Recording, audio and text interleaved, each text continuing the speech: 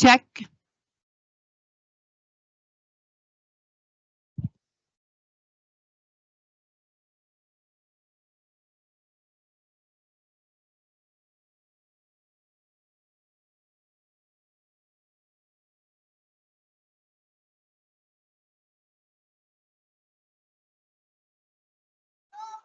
Two-minute warning. Please find your seats. 2-minute warning.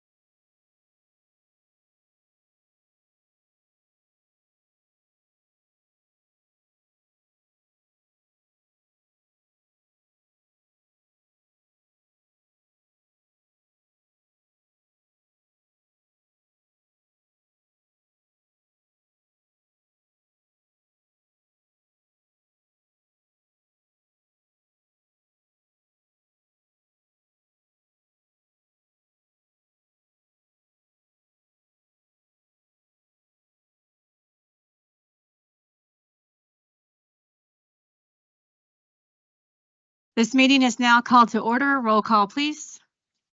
Vice President Cons, Here. Director Wilburn, Here. Director Yanez, Here. Director Payne,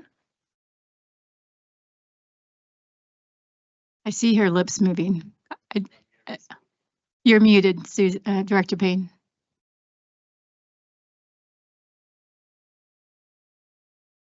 There we go. I'm here. Okay, thank you. President Shandy, Here. The Pledge of Allegiance will be led by Vice President Cons. And I invite our friends from the Da Vinci Academy to lead us in the pledge.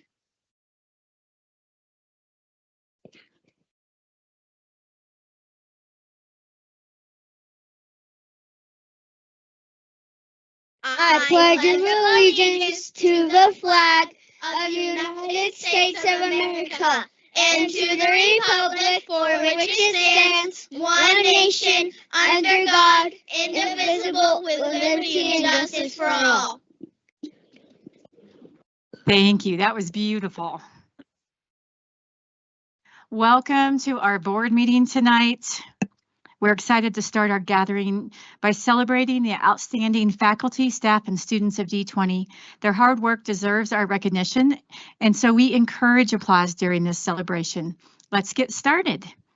Tonight, we have Rampart High School and the Da Vinci Academy with us. Vice President Cons. Thank you.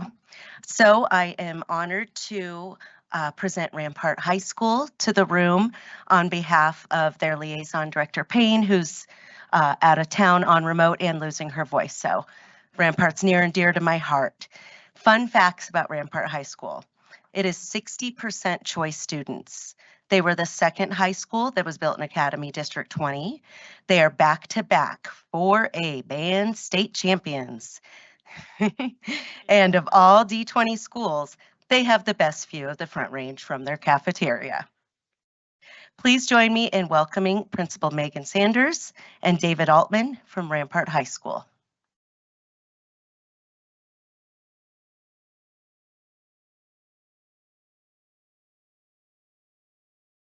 Welcome. We also have our drum majors here. Please, yeah, come on down. Mrs. Brubaker's here. And if the green button isn't automatically on, you guys can turn those on.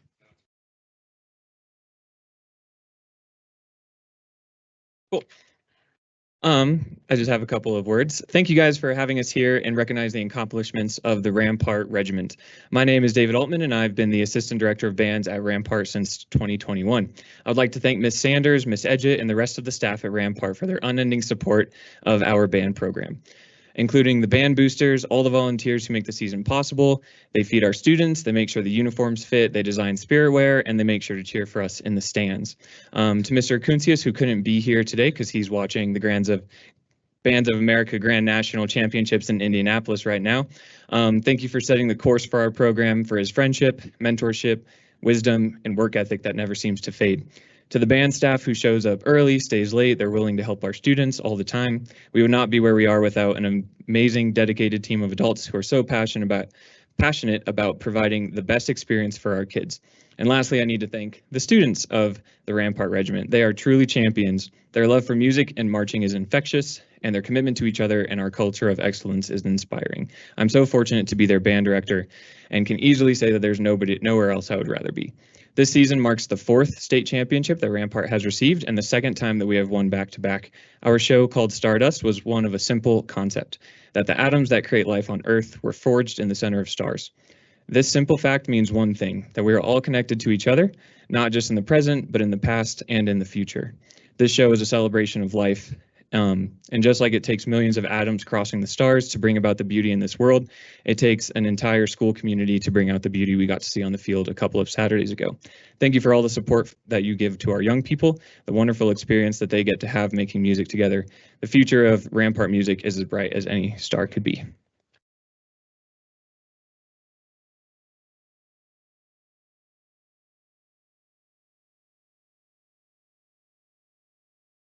Hello, my name is Ty Shaw. This is Lucas. Hi. This is Lucas Miller, and that is Hannah Waldrop. As you know, 3 weeks ago, our very own Rampart Marching Band, the Rampart Regiment, secured a 4A championship title at the Colorado Bandmasters Association State Championships with a breathtaking score of 88.25. At this competition, we showcased Rampart's excellence and what D20 has to offer. We'd also like to highlight other D20 marching bands that performed at this competition. Liberty High School, who placed 11th, Air Academy, who placed 4th, and Pine Creek, who placed 3rd in their respective classes. This accomplishment represents countless hours of dedication, practice, and collaboration from our students and staff. We are honored to represent the D20 community while doing so. We would like to thank our amazing volunteers, staff, administrators, and district personnel who have supported our program. The opportunity to make a lifelong memory and lifelong memories is priceless for each student in our ensemble. And it wouldn't be possible without your commitment to the performing arts in our community. We look forward to continuing to build on this success for future Rampart students and band members. Thank you. Thank you.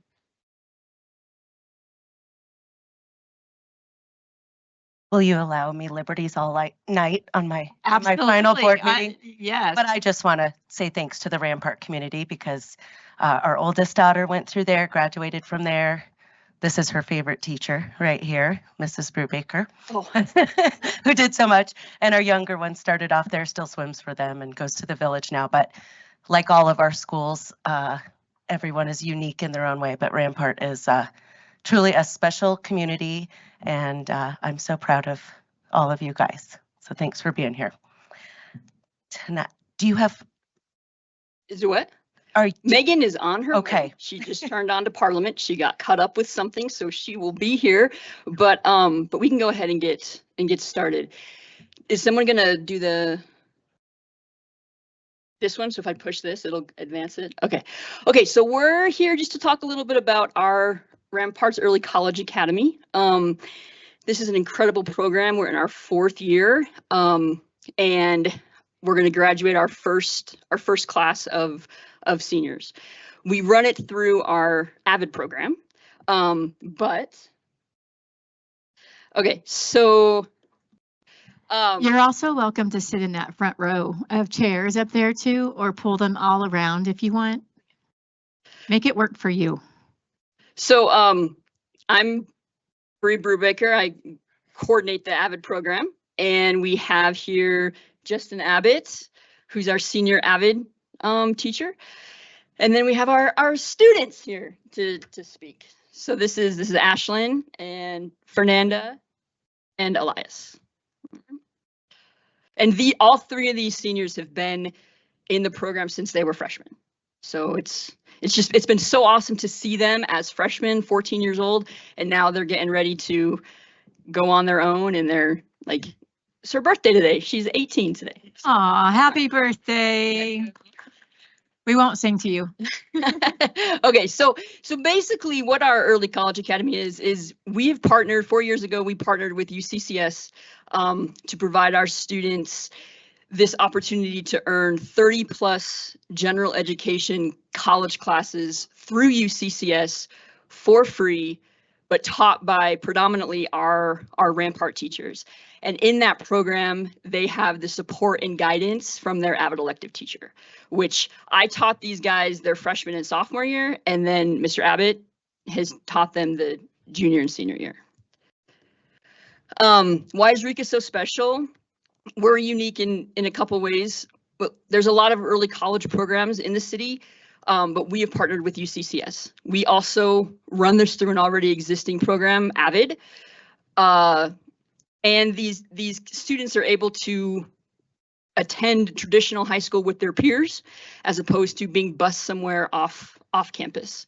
And then they're also able to take AP classes or whatever other classes they would like in their schedule.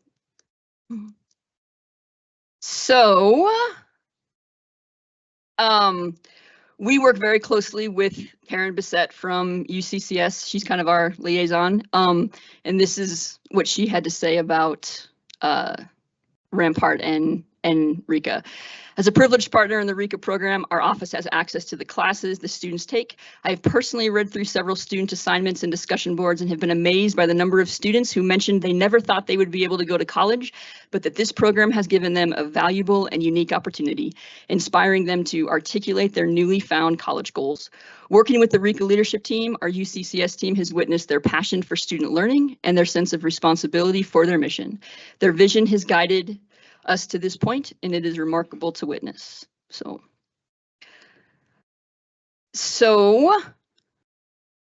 you guys can now speak to the program. Ashlyn, you're up. Okay, I'll start. Hello.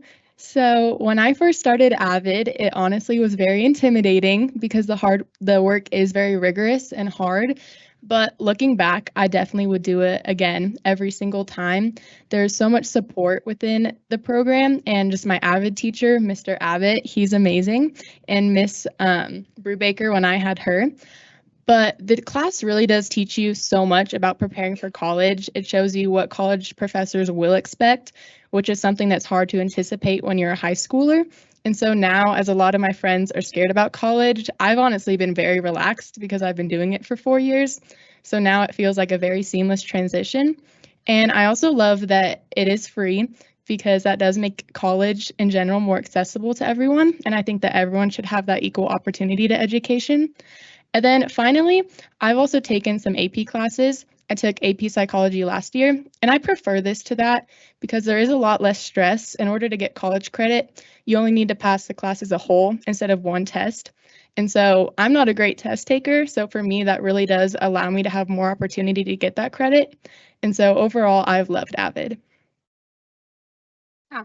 So my experience of AVID as a non-English speaker as my first language has been very different from any other classes that I've taken. So I was a former ESL student, and at first I felt like I wasn't prepared enough to join this program.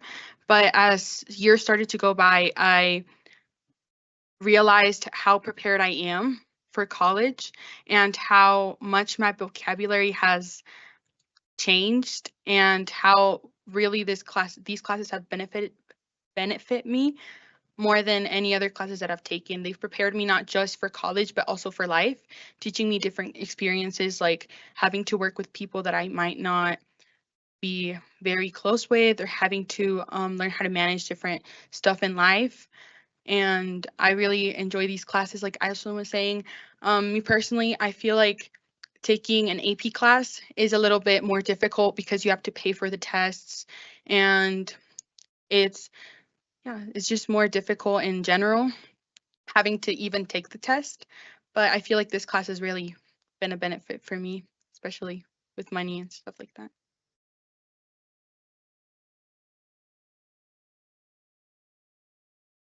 Well, so I just want to say, when I first started Avid, my sister, she used to go to a different school, and she had kind of like a similar program there.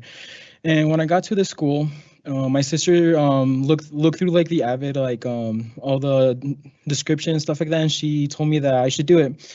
And so I did, and I want to say that I'm super glad I joined Avid. Like, it's prepared me a lot for college. If I haven't joined Avid, I would have no idea what to do on the college applications, how to prepare, and like what certain things I have to put on there.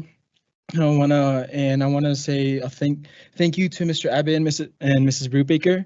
They've been such a help to me all these 4 years, and I'm so glad that I get to be their student and they get to be my teacher. Avid just, how to say this? Avid's just it's just an amazing experience. You get to take field trips to different colleges here in Colorado, such as UCS and CSU Fort Collins, and going to those colleges, seeing everything there, and just experiencing a little part on what an actual college student has to go through every single day. I just want to say that it's different. It's different from seeing it, reading it on a paper, and then going to the actual campus, because you get to experience the different areas, like, and if you want to go to the college, you can know like how, like, the layout of the area. And yeah, Avid is a really supportive and amazing program, helps you a lot, and the college credits that it provides really helps go into college. Thank you all so much. It's great testimonies. Megan, do you have anything you want to add? Okay. Glad you're here. Thank you all so much. Yeah. We are proud of you guys and all your classmates, and couldn't have better advisors than Mr. Abbott and Mrs. Brubaker, and support from Mrs. Sanders. And thanks to the district for supporting this program. So I know it's amazing for students. So thank you guys. Next, and we want to remind all of our visitors to stay after, excuse me, after the superintendent comments, so we can take pictures and give you guys some little treats too, if you guys are able to stay. Next, we are welcoming the Da Vinci Academy. They are an arts integration school and provide a wide range of creative experiences for all their students. That can look like building a bridge to explore the law of physics, writing a play to describe a math idea, or creating a dance to represent the water cycle. Students create their grade level performances based on their core standards. Thank you guys for leading the pledge tonight, and please join me in welcoming Principal Sheehan Freeman Todd from the Da Vinci Academy. Hi.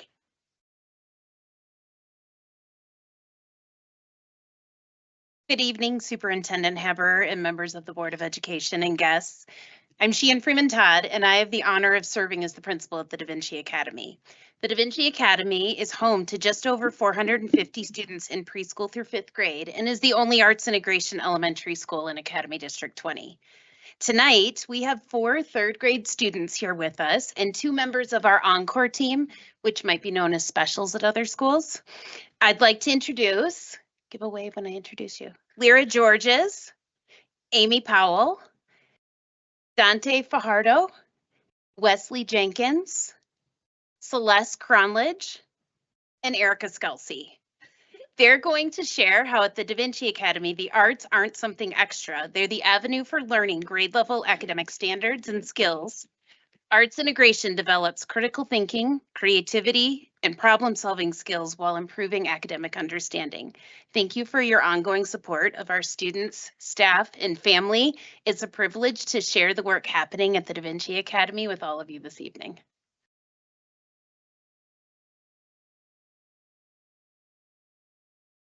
We are the Da Vinci Academy. We are an arts integration school. That means we learn everything that students learn at every D20 school, but we learn it through the arts. That means we are learning core standards and art standards at the same time. It makes learning more interesting. You might be wondering what that looks like. At our school, it might be a class using musical rhythms to break apart their vocabulary words. It also might look like students creating frozen pictures using their bodies to show their answers to questions. Or students drawing their notes instead of writing them. One way we share arts integration learning is through a gallery, our version of a performance. More like an improvement, since our audience learns the standards we are learning through the arts.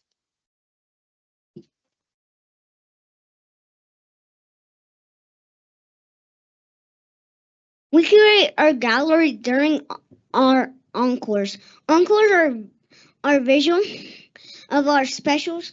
They're called encores because it's a second chance for us to learn about our core standards in different ways. We'd like to share some moments from our third grade gallery, our science circus.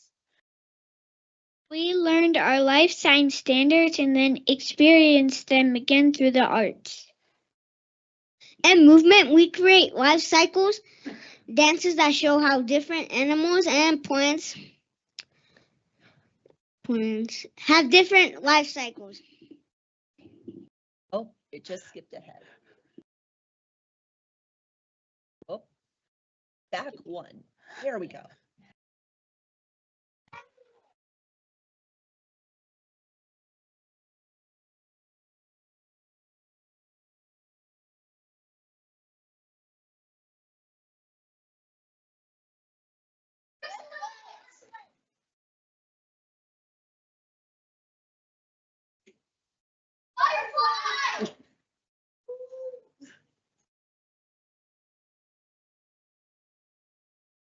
In world languages, we focus on how humans adapt when they experiment and communicate in different cultures.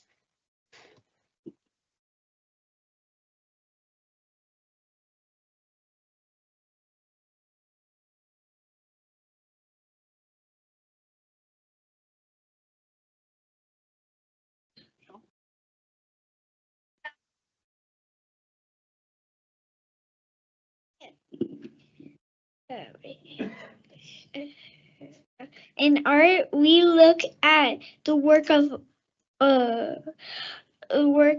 our author Robin Page and illustrator Steve Jenkins, a Colorado pair who like to teach children and families about animals and their environments.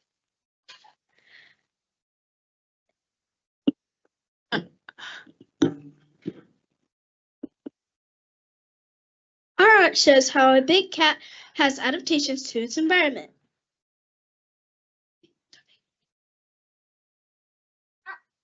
Our lion is hiding so it can go hunting because it's hungry. That's why it's hunting for prey. My snow leopard lives in the tundra. Its white fur helps it camouflage. This tiger is on a hiding. Name is the secret name. His last fight, he got a black eye, and he is still a great warrior. This is a spider a knot in the jungle to beautiful bag.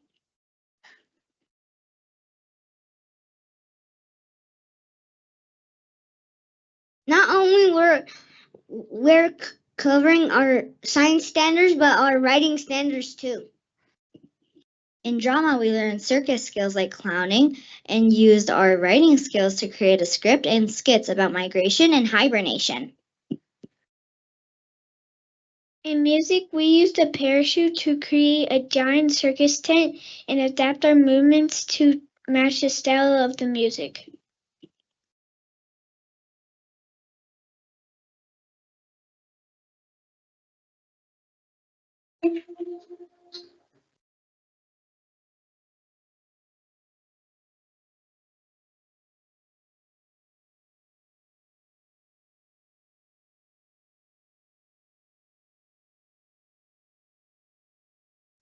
Arts integration teaches us essential skills like collaboration, communication, and problem solving that helps us grow into amazing critical thinkers who can face any challenge.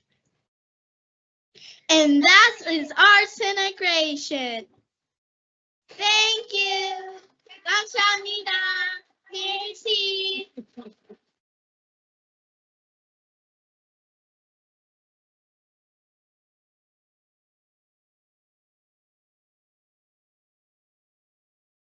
Thank you all, and I just want to give a shout out to Principal Freeman Todd and all of your amazing staff and students, because you guys have just been doing an extraordinary job. So it's been a privilege to know you. Mrs. Ruckman, are there any updates to the agenda? There were updates to the agenda and the board has been made aware of these. Thank you. Members of the board, are there any items you wish to move from the consent agenda? Are there any discussion items to be added to the agenda? May we have a motion to approve the agenda? Moved. Second. Roll call, please. Vice President Cons. Aye. Director Wilburn. Aye. Director Yanez. Aye. Director Payne. Aye. President Shandy. Aye. Does anyone have anything to share for board comments tonight? Vice President Cons. Nominated. Okay. Not it. So I want to thank Cheryl and Brittany and everyone on staff who graciously hosted Director Yanez and I's farewell party last night. I was just so touched to see all of our central admin staff there and all the principals who came out to say goodbye to us. So thank you guys so much for that.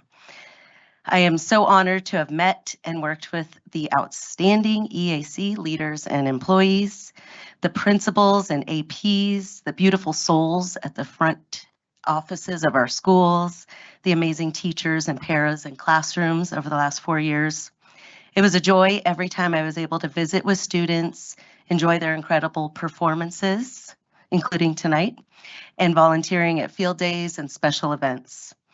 I am humbled by the community's trust in me and allowing me to serve D20 for the last 4 years.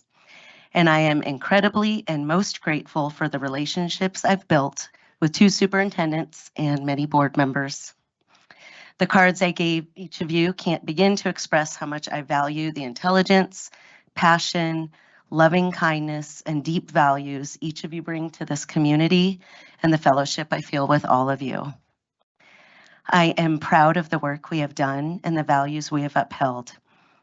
As you all continue to collaborate together, I ask you to please understand each other with open minds, realizing that a BOE member and a cabinet member may have opposing beliefs or values, but both are always wanting what's best for kids.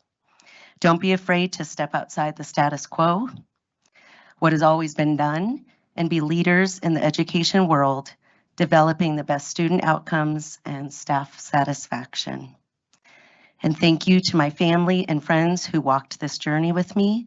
I am blessed, and I wish all of you the very best. Director Yanez. All right, you said everything I was going to say, Nicole. Just kidding. I mean, you said it really well, but I'm going to add a couple things. 2 years flies by when you're having fun. And this really was just a true joy. Not easy, but important. And I'm just really grateful for the opportunity to have given back to District 20, who saw all 5 of my kids through their education, one's still going. A huge thank you to all of you here tonight in cabinet, principals, Superintendent Heber. I know the effort this takes, the commitment, the time, the sacrifice, and you do it because you love kids. And I saw that in each and every one of you. And I'm just so honored to know you and grateful for what I learned from you, because I've learned a ton. Thank you to the principals, vice principals, or assistant principals, and teachers that let us walk through classrooms. I know what that feels like. To be under a microscope, it feels a little bit, but truly it's a vulnerable place. And I am going to miss so much having this front row seat to these kids' journeys and being able to walk through those classrooms. And I'm really, really grateful for that experience. And thank you for letting us in. Well, you couldn't lock the door, but that anyways, you know what I mean. Hold on, my notes went away here. I said this last night, but it needs to be said again. Thank you for feeding us all the food all the time. It would have been a bag of chips in my car on the way here. So that's really important. I need to say that. Thank you to the security team for always keeping us safe and making us feel safe. That's really, really important. Thank you. Thank you for the laughs. Thank you to Deputy Superintendent and CFO Becky Allen for playing catchphrase during graduation, the pauses between graduations, and laughing really, really hard together. That was something I'll never forget. Let's see. Thank you to Crystal and Mark for capturing angles of our faces that, were somewhat acceptable at times. Keep that thing away from me. A huge thank you to my teammates for pushing my thinking, helping me grow, helping me learn your perspective, sharing mine, hearing each other. I'm really proud of that. I think I have a few pieces of advice for the newcomers as well, and that is to really see people. This is a giant school district with lots of kinds of people. And we can say that we see people and we can say that we hear people, but we have to mean it and we have to do it. And so it's not checking a box, it's taking time to meet with them. I think it's super important to always meet with people you're not going to agree with. That's super important. And listen, and always be ready to learn something, because every single time I make myself available to do that, I learn something. Don't be afraid to reframe things. So an issue can come up, and don't be afraid to flip it upside down, right side up, and look at it from all angles and take on a new direction. There's a couple things I feel like I left undone. One day I might come back, you never know. And I'm going to say them because I just want to throw them out there. Food for thought. I have a microphone. No one's making me walk away from it. Driver's ed. We live in a state with one of the highest rates of teen fatality and car accidents. So I left something on the field there, and I can do a little work on the side on that. I'm going to mention two that are a little bit more high profile. Parking spaces. I've been thinking about this for quite some time. And as a mother of 5 kids, 4 who've graduated already, the parking space conversation happened in our household. Although my oldest ones, it wasn't really a thing yet. Here's food for thought. We have to buy a lot of paint for parking spaces. That concrete soaks in paint. And I know that it seems to be a rite of passage for today's seniors.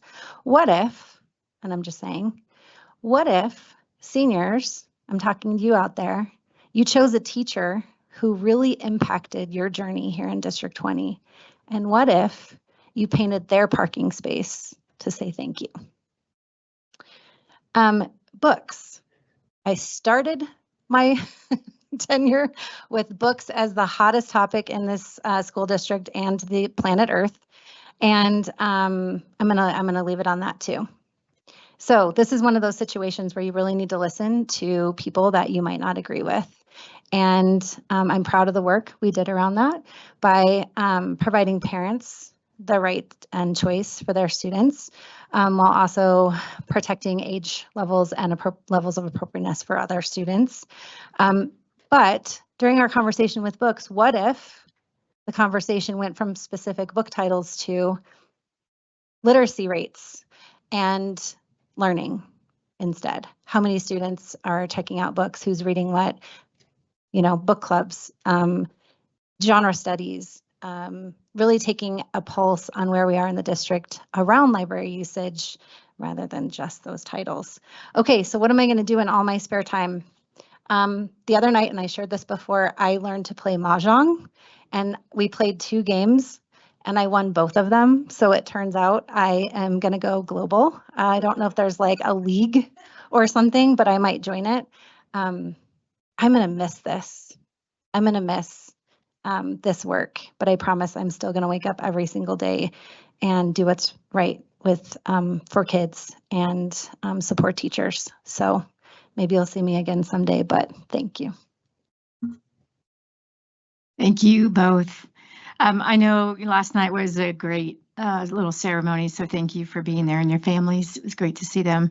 And again, just honoring your incredible commitment and the very real sacrifice that you both have made to ensure that our students and school communities thrive. So thank you both. Any other board comments? Nope. All right. Can I make one with my crappy voice? Director Payne. Thank you, President Jandy.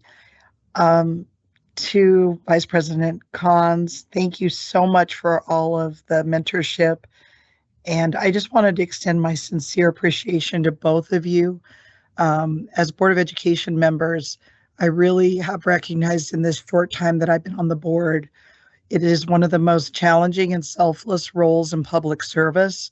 And I say that as a 27-year law enforcement veteran. I appreciate your time and dedication.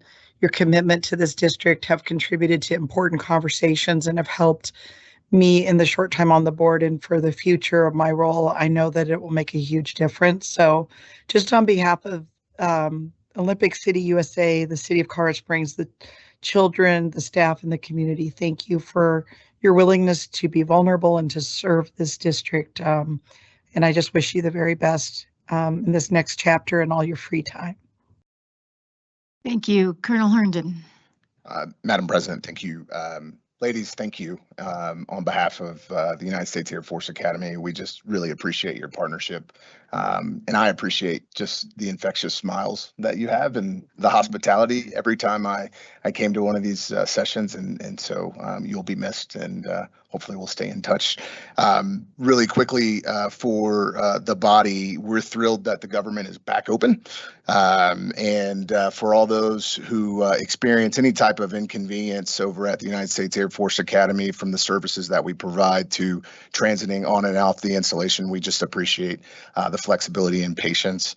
To that end, as we turn into the holiday season, on behalf of General Bauernfein, he asked that I extend an invite for a new tradition that we're setting at the Academy, and that's called Holly and Ivy. Many of you are familiar with Holly and Ivy in performances downtown. We are bringing those performances to your United States Air Force Academy. Those days will be the 3rd, 4th, and 9th of December at Arnold Hall. Admission will be free for all ages, so I imagine the students from the Da Vinci Academy, you guys really might like this. These are going to be professional bandsmen, an orchestra, a jazz band, a choral group, an a cappella group, the drum and bugle corps, and then an incredible performance by our United States Air Force band. And they are a premier band. These are professional, some of them Juilliard trained musicians that will engage and put on an incredible holiday performance. We will start our advertising splash, so you can go to usafa.edu and check out our social media pages to get the information on how to get a ticket. But we're really excited to welcome you to the Academy for these concerts as we celebrate the season and showcase the musical talent of the band, their ability to inspire patriotism and service, but also express our thanks to each of you in our community. Thank you so much. That's exciting. All right, Superintendent Haber, I think you have like, what, 2 slides? No, try 28. Okay, I'll go okay. fast. I'll go fast. So many celebrations. First, I want to start with, we did have our annual audit report and just want to celebrate for 2 years in a row. We've had no findings, a clean report, which is very rare and unusual for a district our size. So I'd like to just give a thank you to Deputy Becky Allen, CFO, and her whole entire financial team. And we will have a true celebration slide and celebrate that again in December. But if we can please give them a hand.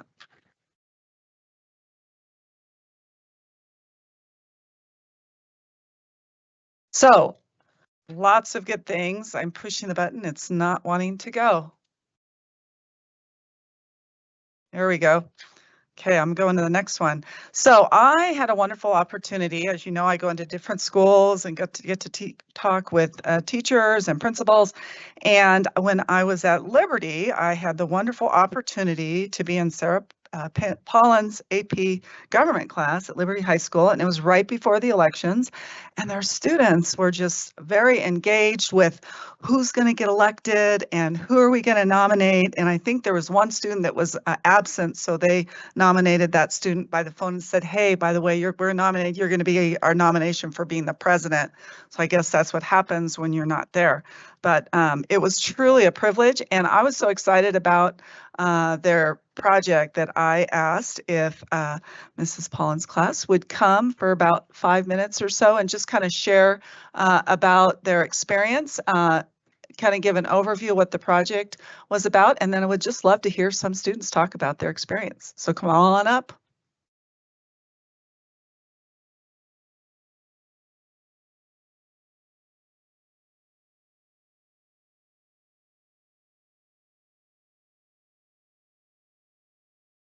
Good evening.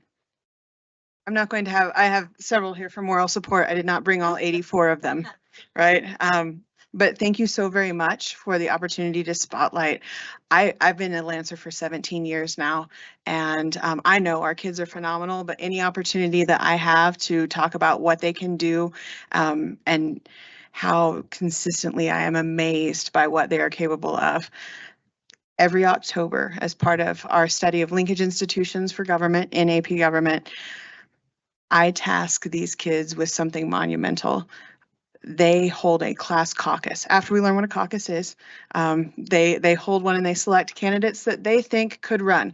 Cooper is the candidate in question that happened to miss that morning and found himself in the middle of the pictures you see there on stage. After they've selected their campaign managers, their candidates, they've discussed their potential campaign strategies, they've talked about potential platform ideas that they might want to address, other than the ones that I have assigned them, which this year, what was it, national debt and opioid use and Prop LL and MM that they had to research. They talked about others, and then I said, great, you're going to run against each other. This has become legendary at Liberty High School. When I first started doing this project, I was teaching in Kansas. I had 25 kids. We borrowed a math class to present in front of. This year, again, 84 kids across 3 sections. We have an auditorium with 413 seats in it, and it was very near standing room only.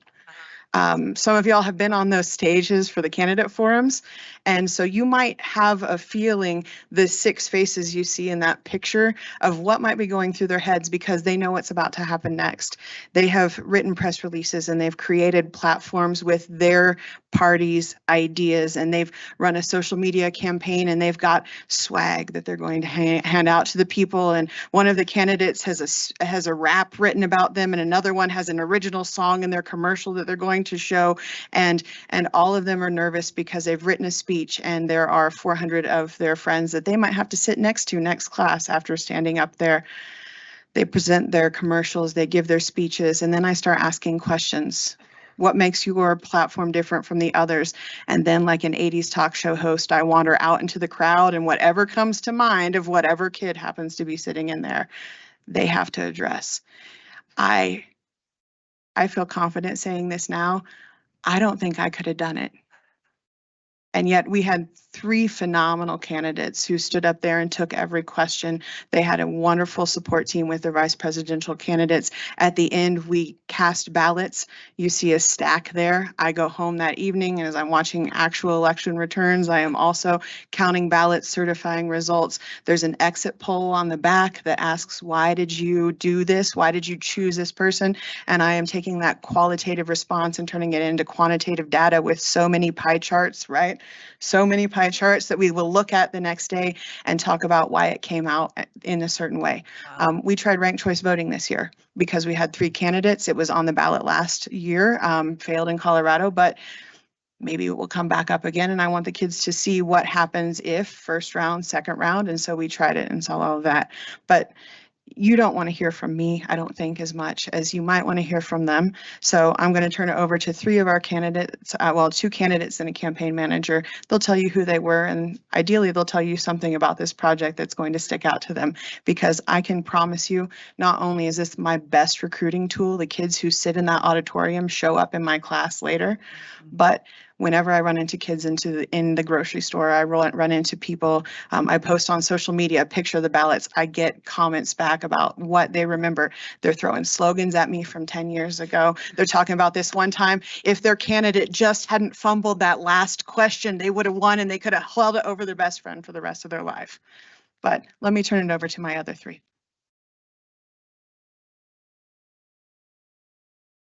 Hi, I'm Cooper.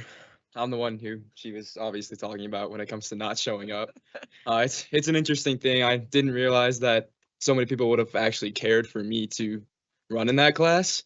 But once you get into it, at first I was like, okay, sure, I'm doing this. That sounds fun. But then you realize you're really representing the entirety of what this project is all about. The position, you have to fight for it and you have to believe in it, or at least you have to convince people that you do. And honestly, it was a pretty difficult task. Hi, I'm Jaden. I want to start this with an apology. If you know anything about me, I talk a lot, and time limits don't really mean much to me, apparently. I actually got points off of this assignment because I talked for too long, so let's get started, shall we? So we live in a time and a culture that's riddled with political disunity and with polarization. This project truly just spoke to me because as the president of my party and even going against these wonderful gentlemen on that stage with me, it just spoke to me because I realized that we could have 1,000 different views, 413 different views in that auditorium, and we all got together and spoke about it. You don't see that often in this culture where everyone is truthful and everyone is honest about what they believe and why they believe it. But we got there and we showed up and stuff happened and it was amazing. So this project truly spoke to me. Even within our classes, we had 1,000 different perspectives and we had to come up with one line of reasoning of why, what, and I was supposed to say what and then why, but you know, it's okay. Thank you guys.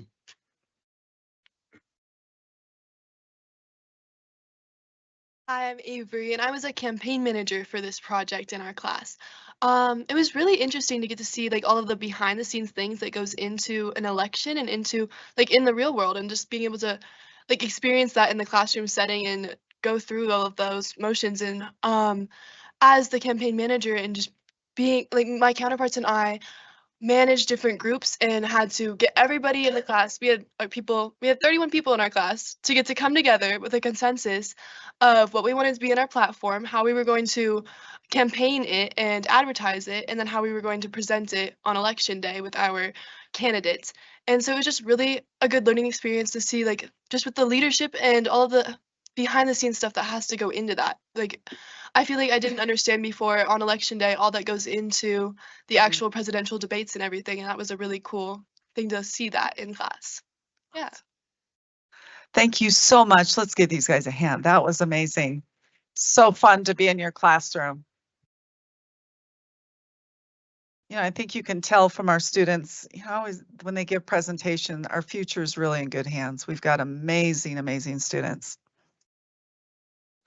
So Discovery Campus High School, I had a chance to go to Thor Wars. This is an annual event. It was super fun. It's an epic competition that they have. Students get points for spirit, participation, positive behavior, which reinforces our portrait of a graduate and our character traits. And it all ends in this competition. I will say in the tug of war that the freshmen did beat the sophomores at one point, which was pretty fun for them. And congratulations to the seniors who took home the Thor Wars Championship. But board members, if you haven't been, I would deeply encourage you to go to that next year. It's super fun. And talk about school spirit. It's so fun to have all of the different grade levels in the same gym and just really supporting each other in unity at the same time having fun competition. Congratulations to Eagleview Middle School teacher, Dr. Amanda Tremillos, who has been named Department of Defense STEM Ambassador for the 25-26 school year, joining only 30 teachers nationwide to receive this honor. The DoD STEM Ambassador Program recognizes outstanding educators who demonstrate a deep commitment to advancing science, technology, engineering, and mathematics opportunities for students. And since the program's inception, only 138 educators across the country have held this title. And I think that Principal Jamie Lester and I believe that Dr. Tremillos is here. Please stand and be recognized.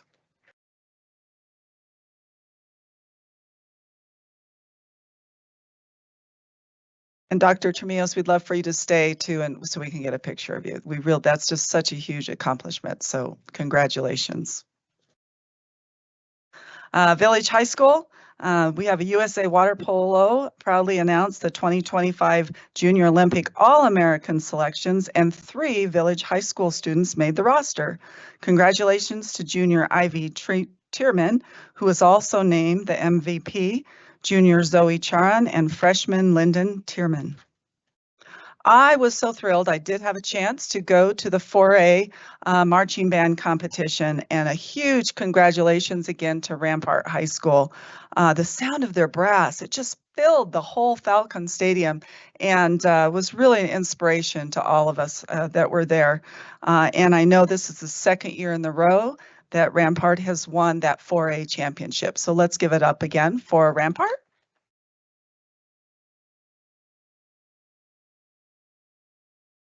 I also had a chance to stay to hear Air Academy High School, and they did a fabulous job. As you know, they took 4th place in the 4A, and Pine Creek took 3rd place in 5A. Liberty High School, I had a chance to go to their fall play along with Director Wilburn, and we saw the fall play, The Hound of Baskervilles. And I really appreciate Mr. Salesi, who was the theater director. He had about 100 students participate in this production, which is amazing. And what a wonderful way to help students feel connected and to experience the creativity of the fine arts. So just a huge thank you to him and to the students. Eagleview Middle School 6th grader Robert Stepanov. He finished 1st place in the 6th through 8th grade race at the middle school state cross-country meet. The race included the top 232 runners in the state, and this is an incredible accomplishment to be the fastest middle school runner in the state as a 6th grade student, and he won by 19 seconds. And I believe that Robert and his family are here along with Principal Lester. Please stand and be recognized.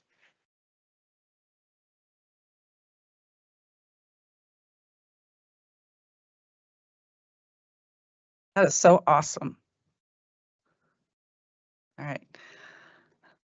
So we have our TCA partners here with us tonight, so we thought we'd do a quick overview of some of their accomplishments. They won 1st place in the 2A marching band competition under the direction of Christina Schwartz-Super. On October 24th, the TCA girls flag football blew out the 2nd Mount View 34-0 to win the state championship. On November 1st, both the TCA girls and boys cross country teams won the state 3A cross country titles, and the TCA girls cross country has won 7 of the past 8 state championships, and the boys cross country team has won 4 of the past 5. And on November 8th, TCA's football team destroyed its second round playoff opponent, Florence, 54-16. The Titans are 10-0 on the season and have now won 23 games in a row with 21 of those 23 wins coming by double digits. All of their wins this season have been by at least 17 points, and a huge shout out to the head coach, Justin Rich. And he took over the program and has been building men of character. So thank you for sharing that with me, Director Wilburn. I appreciate that. All right, we highlight we have an amazing special education program here, and Unified Sports is something that we are really working on growing in our district. Pine Creek High School Unified Flag Football, they participated in the Special Olympic State Flag Football Competition. And we have students across D20 involved in these teams from Liberty, Air Academy, Bridges, and Chinook Trail Middle School. They also recently were involved in a bowling challenge, and they had a great day of competition. As you can see, they were awarded medals for their team. So an important program for us all to know about in special education is our preschool child find. And you can see the data there, how many screenings and evaluations that we did in this last year. But why is it important? Early intervention is one of the most effective ways to support children with disabilities by identifying needs before kindergarten. And that's the focus of this team. By doing this, it can improve school readiness, foster inclusive learning environments, build stronger relationships with families, and demonstrate a commitment to equity and excellence. Preschool child find evaluations are available to children ages 2.9 years to 5 years of age who are preschool age eligible, free of charge to families who live within the D20 boundaries. We evaluate 4 children a week with a total of 2 evaluations on Tuesday and 2 evaluations on Friday. We evaluate through play-based assessments with a multidisciplinary team, and we assess all developmental areas. And all children who are evaluated also have a vision and hearing screening prior to the evaluation on the same day. So it's really a whole child approach. And I really, really appreciate our Child Find team. They really do a phenomenal job of early intervention and giving students what they need before they come to kindergarten. So thank you to that team. As you know, we're connecting the work that we do as a district, that I do as a superintendent, with our strategic plan as much as we can. So as you know, I go on school visits, and what I do is, because so many of you have come with me, and I can't wait for our new school board members to come along with me as well on these school visits, because what we do is, as you know, is we walk alongside principals and we go to classrooms, and after we observe a classroom, we come out and we talk about what we saw about the teaching and learning, and it gives the principal a wonderful time to talk about all the work they're doing around literacy and math in particular. So Legacy Peak Elementary, my bucket was full when I got to visit here because I got to spend time with their little preschool students. I know there was questions about that, super fun. And there was also small group instruction led by Liz Barrera, who with her second grade students there, you can see receiving some support with literacy. And third grade teacher Jenna Anderson that you see on the bottom there, she was super excited to show me how she's using achievement data to personalize the learning for her students. And the sheet that she had as one from a student, she's showing students how to set their own goals for learning as a result of what they are seeing in the data, which has been super fun. And she's seen a lot of academic growth, which it is one of the highest indicators or factors that we can do for students for student achievement, is to help them set their own goals academically and then know how to get there. So she has a whole rubric too, where students know what they need to do as a next step to reach their goals. When I was at Academy Endeavor, Principal Carrie Mitchell and Assistant Principal Molly Lehman were excited to show me these projects that the students had built as a result of learning about volume. They measured the volume of all these different shapes, and then I had to design an animal out of it. At Edith Wolford Elementary, it was exciting to see, one of our Portrait of a Graduate competencies is being contributing citizens. So you can see there is a sock drive. You wouldn't imagine all the different kinds of socks that are available.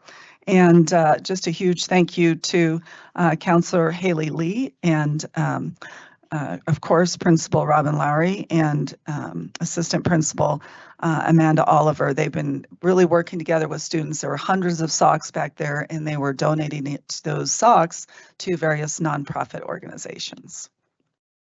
At Academy International, I was so amazed. In both cases, students were just coming in from the playground, and especially on the left, that kindergarten class, kids were all jazzed and they were, you know, kind of yelling and coming in real rowdy. I would tell you within 2 minutes, that kindergarten teacher, Mrs. Van Y, she was amazing. She had all these little routines, and within 2 minutes, the kids had their stuff put away. They were seated on the carpet, and she was reading a book. I mean, it was magic. It truly was. Our second grade teacher was also doing a great intervention with students around math. In Compass Heights Elementary, I was encouraged to see how Ms. Arroyo was actively engaging her second grade students in turn-in talks. They had just done a character analysis in a novel, and the students got to talk one-on-one with each other about the characters and what kind of character development they saw as second graders, which was very impressive. Chinook Trail Middle School, I got to see several sixth grade classrooms, and as you can see, students were eagerly helping each other with math problems. And so important to have some movement during class, and you can see that the students did a really good, our teachers did a good job with orchestrating that in the classroom. Frontier Elementary, they really have a lot of strengths in the arts, and we talked about how could you really highlight the arts programs that they have during choice nights to help increase their enrollment. But I had a chance to watch the art teacher, and he was teaching them all about pumpkins, and of course the little kinders had to say what they were going to be for Halloween, which was a kick to hear.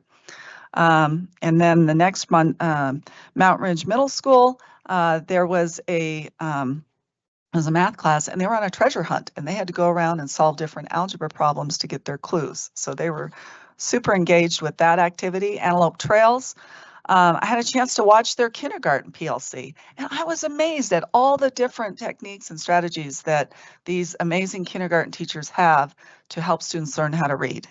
And I learned so much just by being a part of their PLC, and a huge thank you to them and their expertise. At Explorer, Principal Kristen Driver was super excited to show me the posters that were on the wall that were all about the academic standards that students were learning in their classrooms as a result of parent night. So the parents had a chance to walk through, learn about the standards that students were focusing on, and then they knew the type of questions to ask teachers when they sat down with them for their conferences. Challenger Learning Center. This was I really appreciated being invited to this. As you know, after the horrific tragedy of losing the Challenger space shuttle, this American flag that you now see posted in the Challenger Learning Center was recovered out of all the pieces that were floating around in the ocean. They were able to find this capsule, and inside was this American flag, completely untouched, completely intact.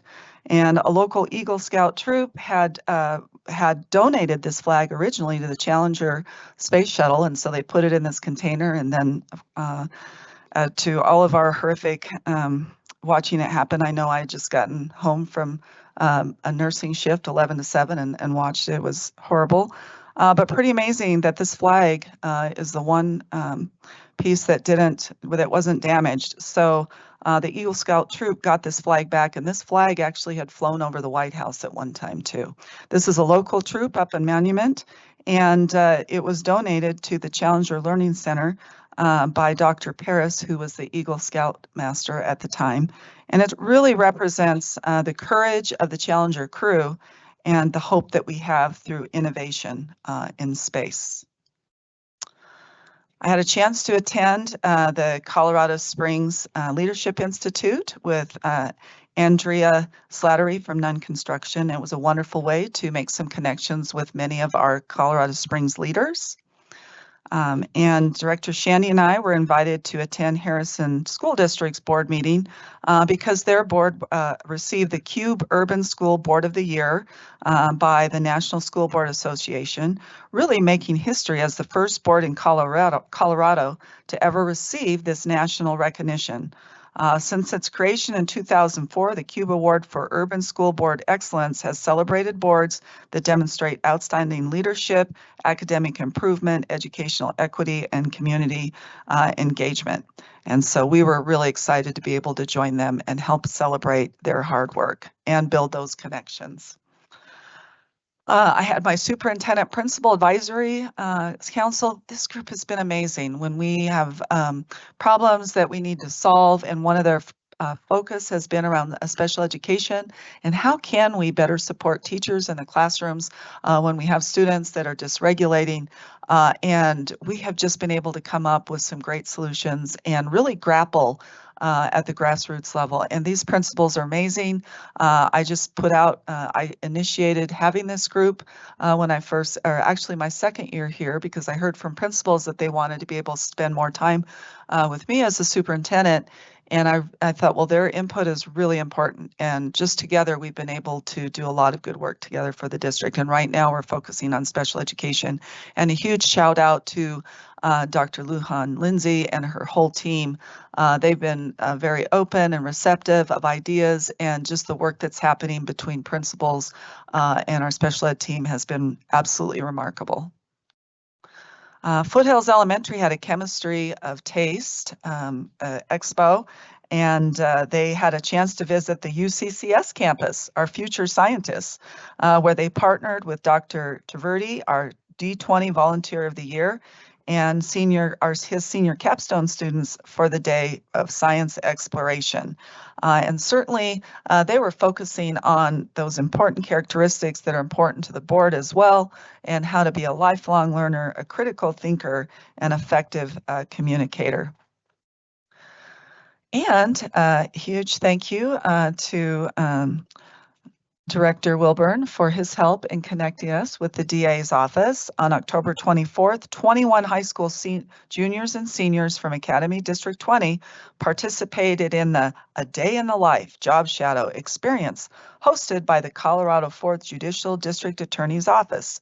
Students heard engaging presentations from the elected District Attorney Michael Allen, along with prosecutors, paralegals, investigators, and other professionals who shared insights into their roles and career paths. Seniors who attended are now able to apply for an internship at the DA's office, which will begin in January of 2026. And we certainly look forward to this rotation of work-based learning events becoming an annual event. So thank you, Director Wilburn, for your help with that. That was amazing. Of course, we have to have a little fun here at the EAC, so we all dressed up, and as you can see, our Blue Wing, we were the Disney princesses, and it was just super fun. We look forward to that every year. And on the same day, I had a chance to go up to School in the Woods, which was fun. The principal, Patrick Perry, invited me to come up, and of course, I'm a little competitive, and he challenged me to the donut challenge, so I had to participate. But it was so fun to see students outdoors enjoying the different contests and still learning about nature. And building manager Greg Harmon, who you see on the right, he was super excited to show me his iris farm. There is actually a national or a Colorado Springs Iris Society, which he belongs to, and they are planting irises and hoping to grow them and teach the kids even how to sell them and have that be like an iris market at some point. But that was really fun to see what they were doing. Yay, we're starting the design team for Air Academy High School. And just a huge thank you to our parents, our students. We have teachers, we have administrators, we have central office folks, and we're all coming together to start the planning. They had 3 drawings of what the site could look like as far as the different parts of classrooms and the gym and where we're going to put the fields, and that was super fun. That just happened yesterday. Our engagement group summit. This was amazing. Last year, I had appreciated bringing our community members in, but I thought, no, I want them in the schools. Like, how do we bring them in the schools? And so took that to the communications team, and Mark and I started brainstorming what could that look like? And Mark came up with that idea of, well, what about like a summit where we have it at a high school and we bring everyone together? And huge thank you, Amy, for attending that, Director Shandy. It was amazing. We had our patrons, 60 and over, having conversations with our parents. We had teachers there, the students at Liberty High School. A huge thank. I see Matt Sisson back there if you want to wave. Thank you. Matt did a great job talking about Liberty. One of his English teachers talked about PLCs. It was just a wonderful day. And then, of course, they had a chance to tour the different facilities. So I think if I click on here, is this the video? There we go. It says short.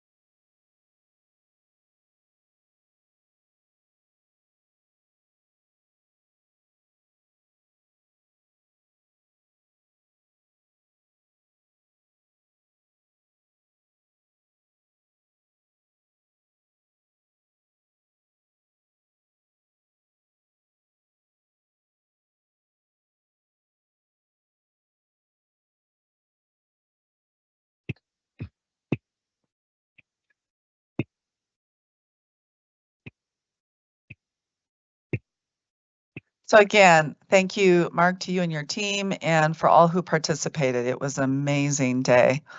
I had an opportunity. I was invited to present with Dr. Wendy Berhansel at the CASE Principal Conference, and it was on So You Want to Be a Superintendent. And Melissa Gibson is there, and she is the CASE president. And that was really fun because Harrison School District is very different in many ways than us here in D20, but we certainly realized that our hearts were the same, and we have the same mission as far as serving kids and ensuring that every student thrives. And then Director Shandy and I, we were invited to go to the UCCS Regents celebration, which was super fun to connect with more UCCS staff members. And there were community members. Mayor Yemi was there, and it was great to reconnect with him and some of the other Colorado Springs leaders. And the Veterans Day celebrations, this was so much fun. Had a chance to go to Air Academy High School and go to their celebration. And then, of course, the annual Douglas Valley Parade, which was just really fun. The kindergartners are so cute with their little flags and their little banners. So what a great day. And just a huge thank you to all of our veterans, those of you that are veterans in our audience. Thank you so much for your service and for your sacrifice. And of course, unfortunately, our farewell reception. And I do have a special gift for both of you from all of us. Director Cons, thank you again for your dedication and your heart for kids, and especially for making sure that parents are actively involved with their students' education. So thank you. And Ms. Yanez, Director Yanez. Lauren, thank you so much. You have such a heart for kids and for teachers, and I've just learned so much from you. And I especially appreciate your passion for early learning. And if Holly was here, I would totally send her to your preschool.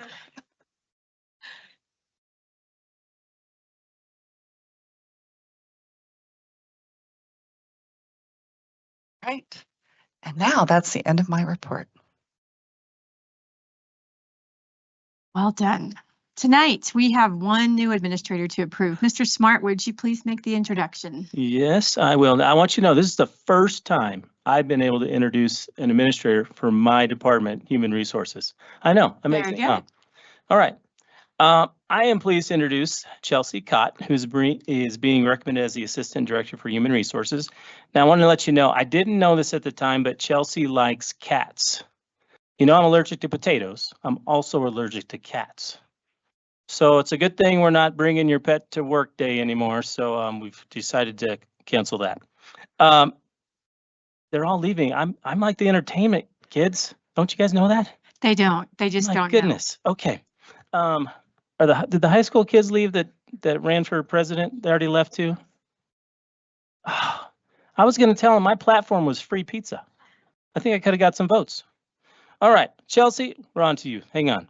So Chelsea holds an associate in arts and liberal studies from Santa Barbara City College, also a bachelor's of arts in communication studies from the University of San Diego, and master of arts in higher education from Boston College, and a doctor of philosophy in adult and higher education from Oregon State University. So that means we got 2 doctors in HR. Of course, mine's honorary. Okay. Chelsea began her career at the University of San Diego, where she was a community director. Then she was a supervisor of student affairs at Palomar Community College, and then a deputy Title IX coordinator and director of student services at Mira Costa Community College.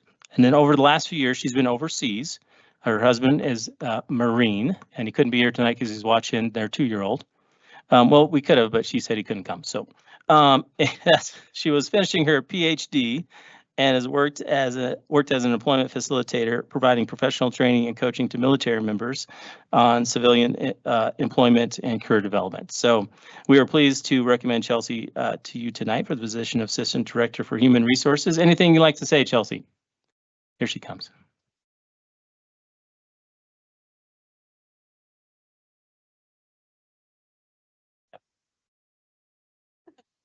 Well, I just want to say thank you to everybody. Hi.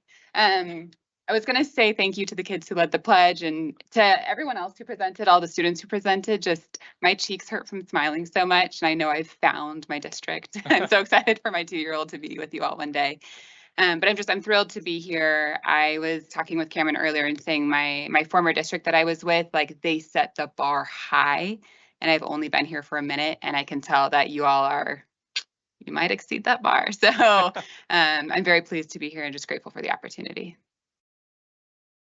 We're so glad to have you. All right, that's all I got. Thanks. Thank you. All right, we need a motion to approve the consent agenda as posted. Moved. Second. Roll call, please. Vice President Cons? Aye. Director Wilburn? Aye. Director Yanez? Aye. Director Payne? Sorry. President Shandy? Aye. All right, we have 16 people viewing the live stream right now. We will take a break at this moment, take pictures. So if you were part of the celebration, please come and take pictures. 10 minutes, 10-minute break. Thank you.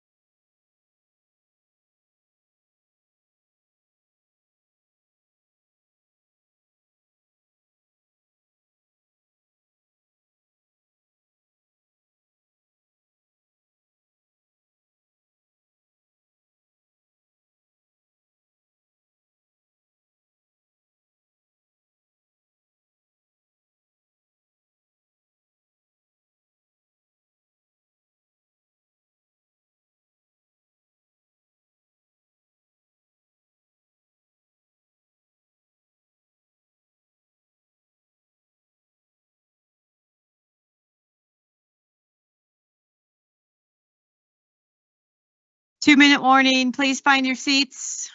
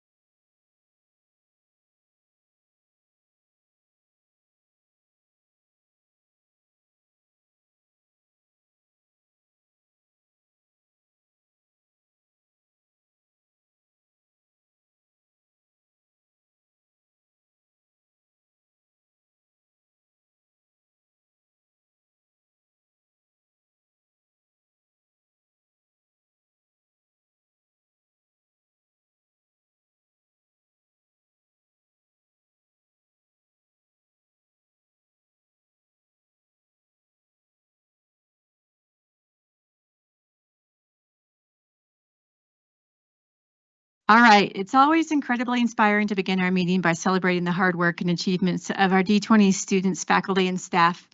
Now we transition into the business part of our meeting, a time for thoughtful discussion and decision-making. Out of respect for this focus, we ask that the applause be held during this part of the session as we shift our attention to the important work ahead. Thank you so much. There are no items pulled from the consent agenda. That brings us to our written reports, the monthly financial report through September 2025. Does anyone have any questions or comments? Director Wilburn. I have one question for you, Ms. Allen. Pretty simple one, I'd like to think. So SB 24017 was passed last year, I think, and we chose, it wasn't compulsory, we chose to opt in. And granted, the jury's probably still out on that since we just opted in last July, but just generally speaking, how do you think that's working? It's working beautifully. It is. Because it really is spreading out our revenue in a more consistent fashion throughout the year. And even if you start to look at the graphs, you can see if you take a look at the graph on page 6 is a good one. And although there's still some spikes, when you look at that top graph in blue, see how it's not as erratic as the line beneath it. And that really is just, it certainly is not a straight line, but it is more in line with having consistency each month. So it's helped with our cash flow a lot. Okay, so we're smoother. We are smoother. Yes, it would be like me saying, I'm going to give you $1,000, but I'm going to give you 100 now, and then in 5 months I'll give you 300 versus, you get $20 a month, 20. It's more predictable and less reactive. Does the opt-in, opt-out, is that assumed? Are we opted in until we choose to opt out? Yes, sir. Yes. So we said we're good and we haven't had any need. I think something came out like if you didn't want to stick with us, let us know. Okay. Good report. Thank you. Thank you.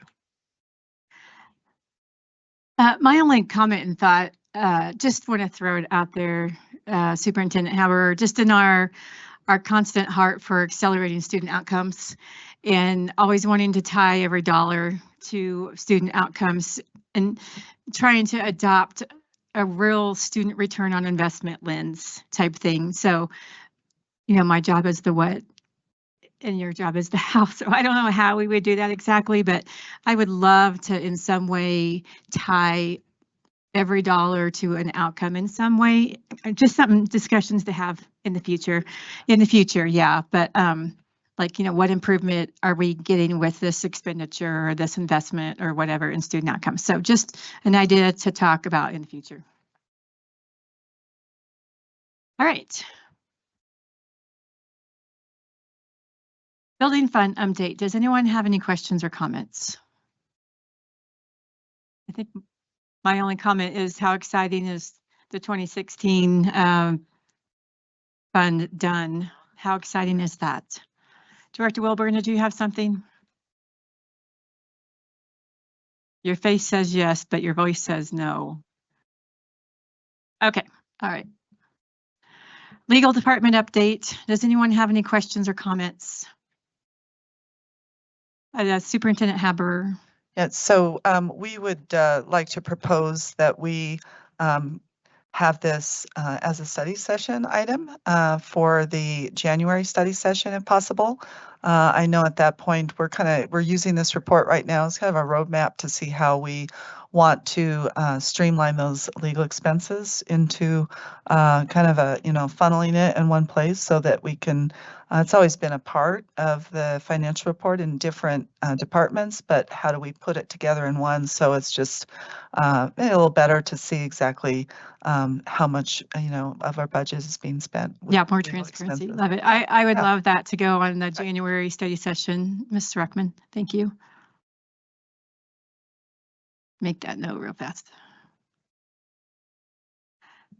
All right, annual monitoring report for the Classical Academy. Does anyone have any questions or comments? Director Wilburn. Thank you. Here. Dr. Thomason. Is Dr. T back there? Oh, there he is. Dr. T, want to run through a few things with you. Big report, which is a good thing, but I've lost my own notes. Okay. Number one, very good numbers on teacher turnover. That number just continues to drop. K through 12, lowest teacher turnover ever last year. Pretty close to it, yes, sir. What do you attribute that? I mean, what can we pull at the district level from whatever you're doing at TCA that's working to retain teachers? What are you doing? That's a great question, sir. I can only speak for TCA, but I know one of the things that we really try to do is, and we try to create a culture where people love to be, and so there's a lot of encouragement there. And we work really hard at trying to take care of our teachers. I know a lot of our parents create, parent-teacher organizations come in, they serve our teachers food, and we try to take care of them and let them know how much we really appreciate the efforts that they have and they pour into our kids. And so I wish I had more than that, but we try to create a really great culture where they want to stick around. It's impressive. The report has your 24-25 rankings, but not compared to 23-24. So in the future, that would be really helpful. Yes, sir.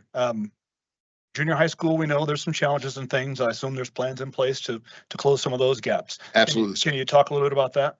We can. We was fortunate enough, my Director of Academic Services, Mr. Wes Jolly, and myself made our way over to speak with Dr. Field and also Ms. Haber and Jolynn. And so we were strategizing on ways that we could do that. So we're working with the district right now, and we've got district folks that are scheduled to come meet with our junior high principal and our junior high team to do some trainings. Cool. Am I hogging all the airspace here? Yes. Okay. And I attended the October board meeting, as you know. I was there from gavel to from pledge allegiance to dismissal. And as everyone knows, I'm TCA. I don't think that's a big secret. All three of our kids were K through 12 TCA. Well, actually, one was 3 through 12, and our kids are 4 years apart, almost to the month. So I got a full 12 years. So I understand the culture pretty well. Yes, sir. And what seems to be emerging at TCA, at least to my casual observation, I'm not as connected as I once was, obviously.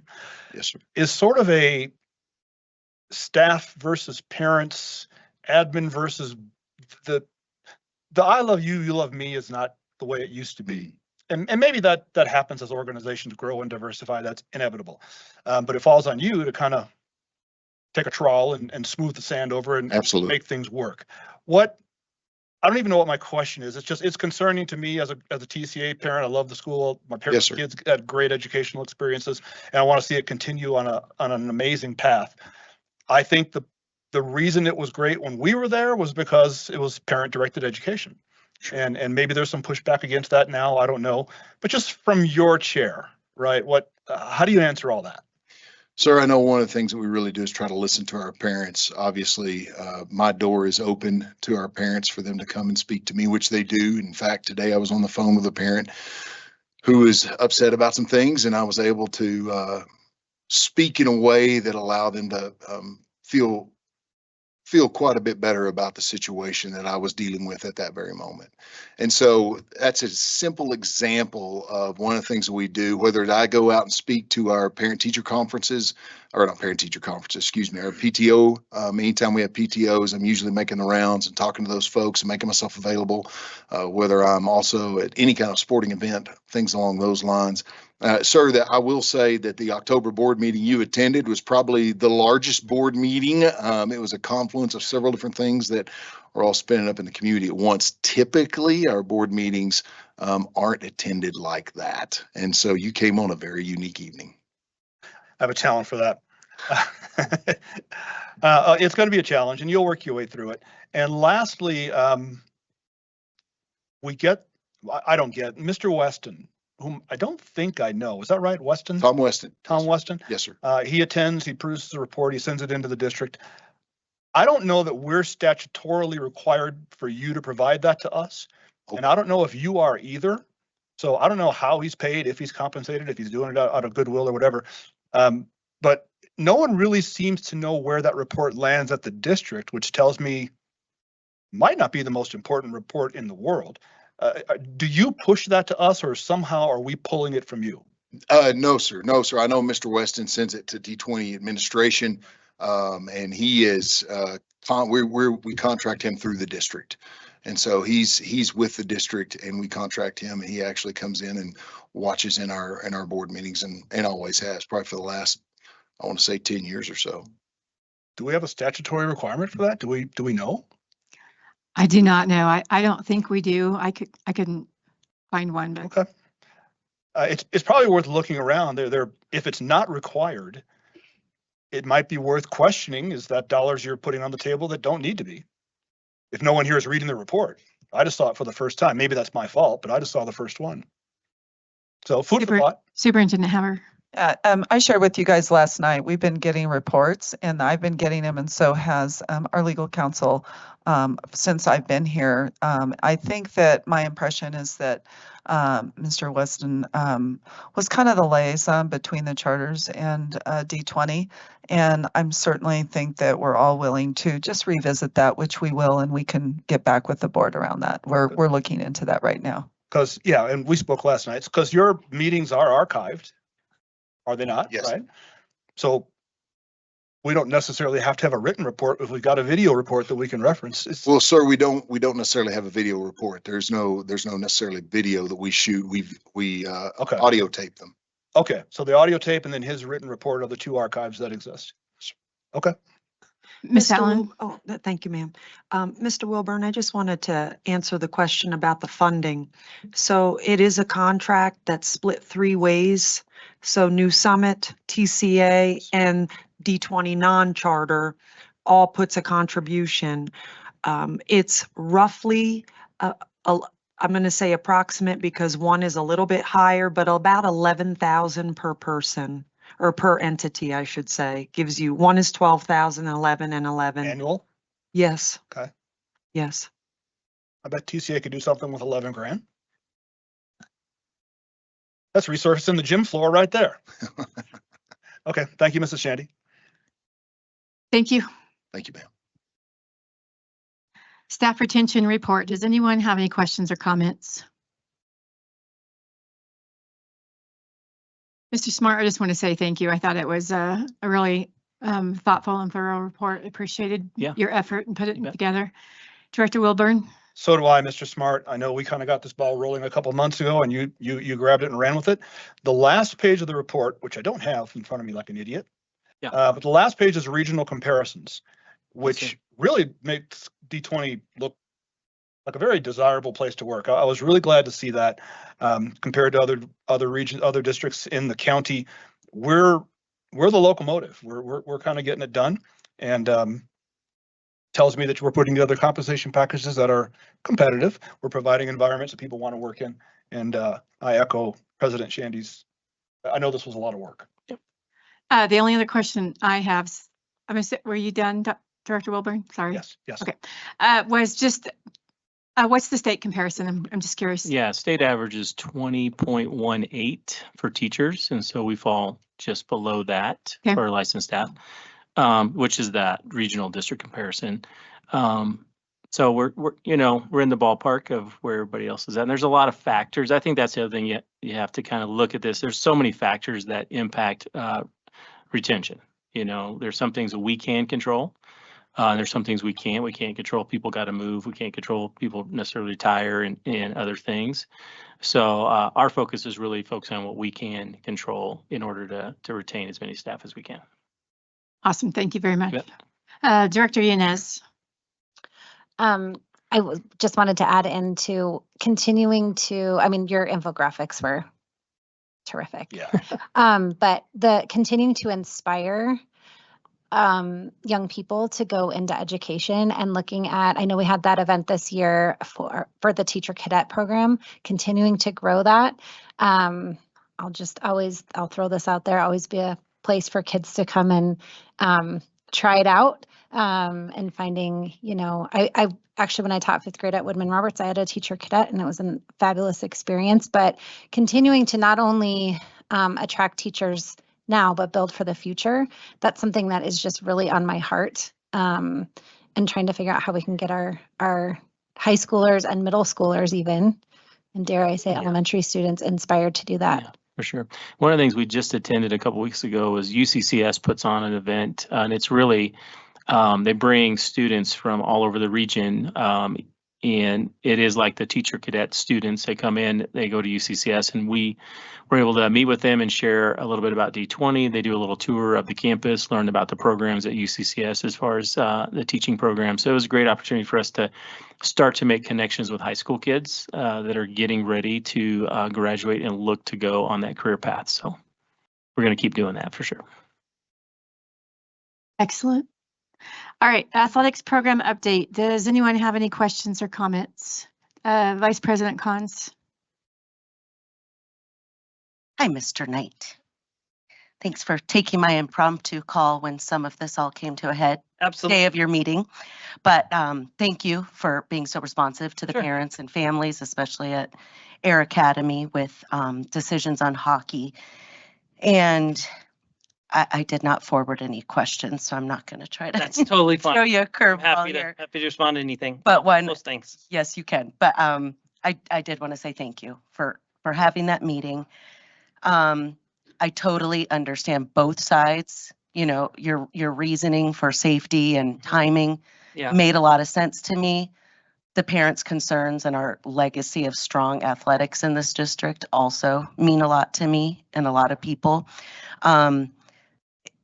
This is a small thing, but I think it's a theme we want to be aware of and watch in the whole district is making too many quick decisions. Yeah. I'm not saying it happens a lot, Sure. but there was that feeling of folks had heard that it was going to happen.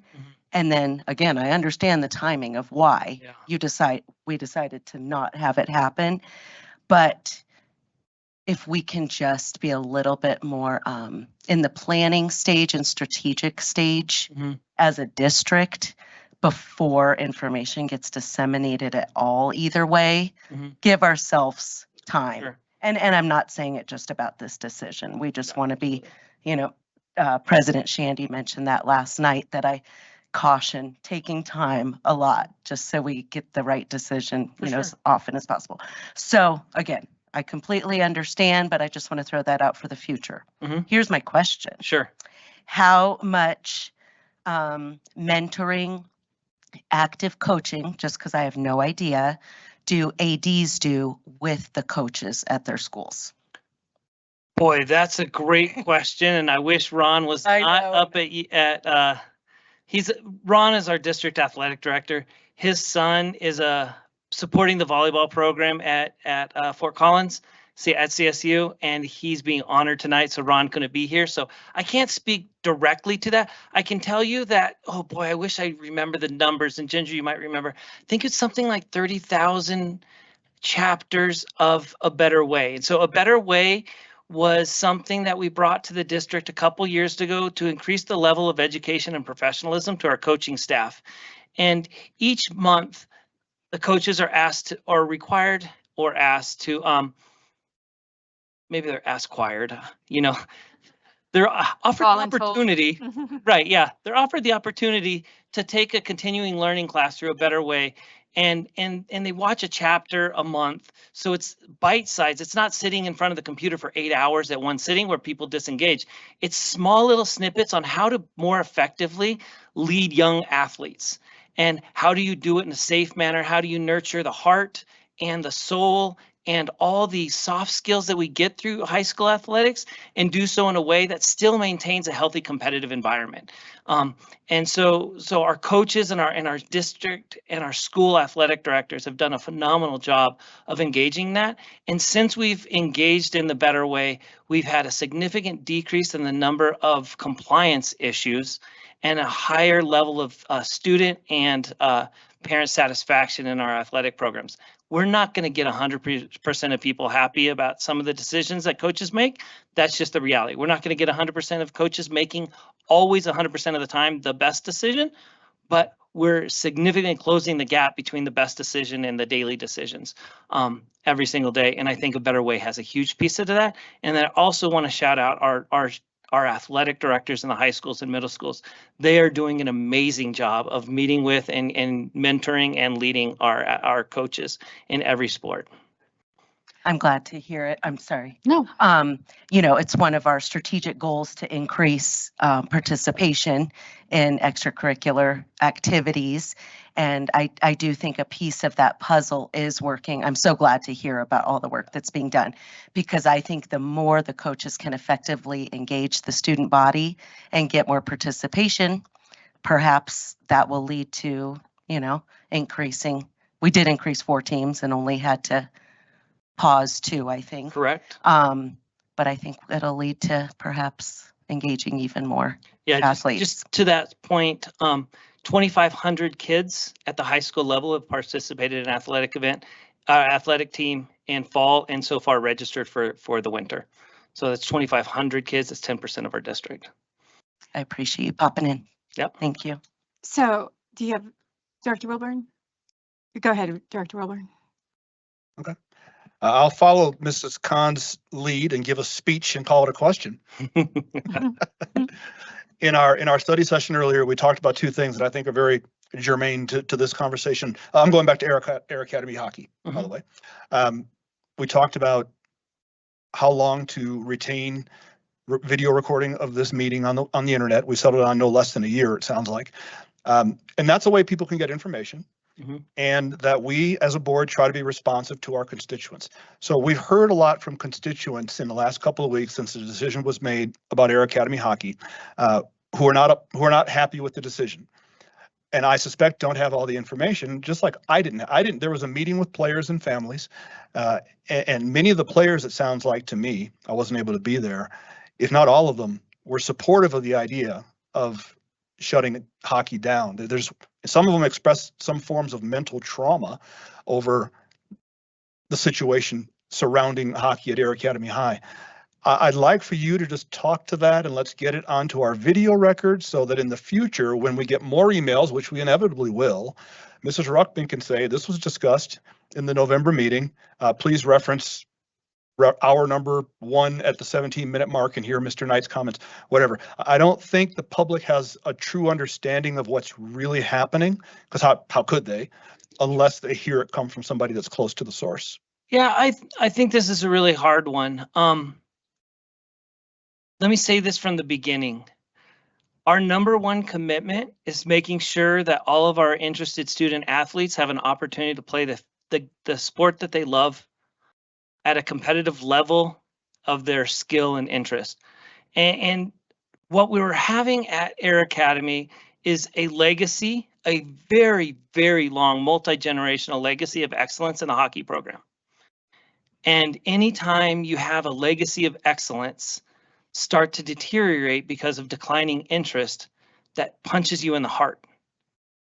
For the legacy, for those people who 9 years, I think, no, 11 years ago were state champions, and to have the declining interest in the program over the last couple years is got to be a punch in the gut.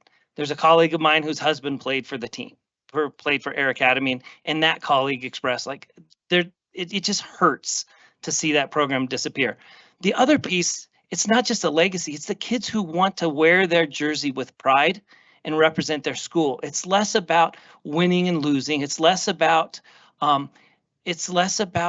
playing the game. It's more about representing my community and representing my tribe.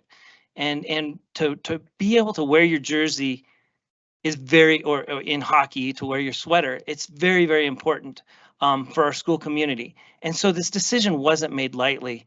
And to my own learning as new to this role, to Director Kahn's guidance or advice is we could have done a better job of being more transparent and open and thoughtful about the conversations that have been happening, honestly, over the last couple of years.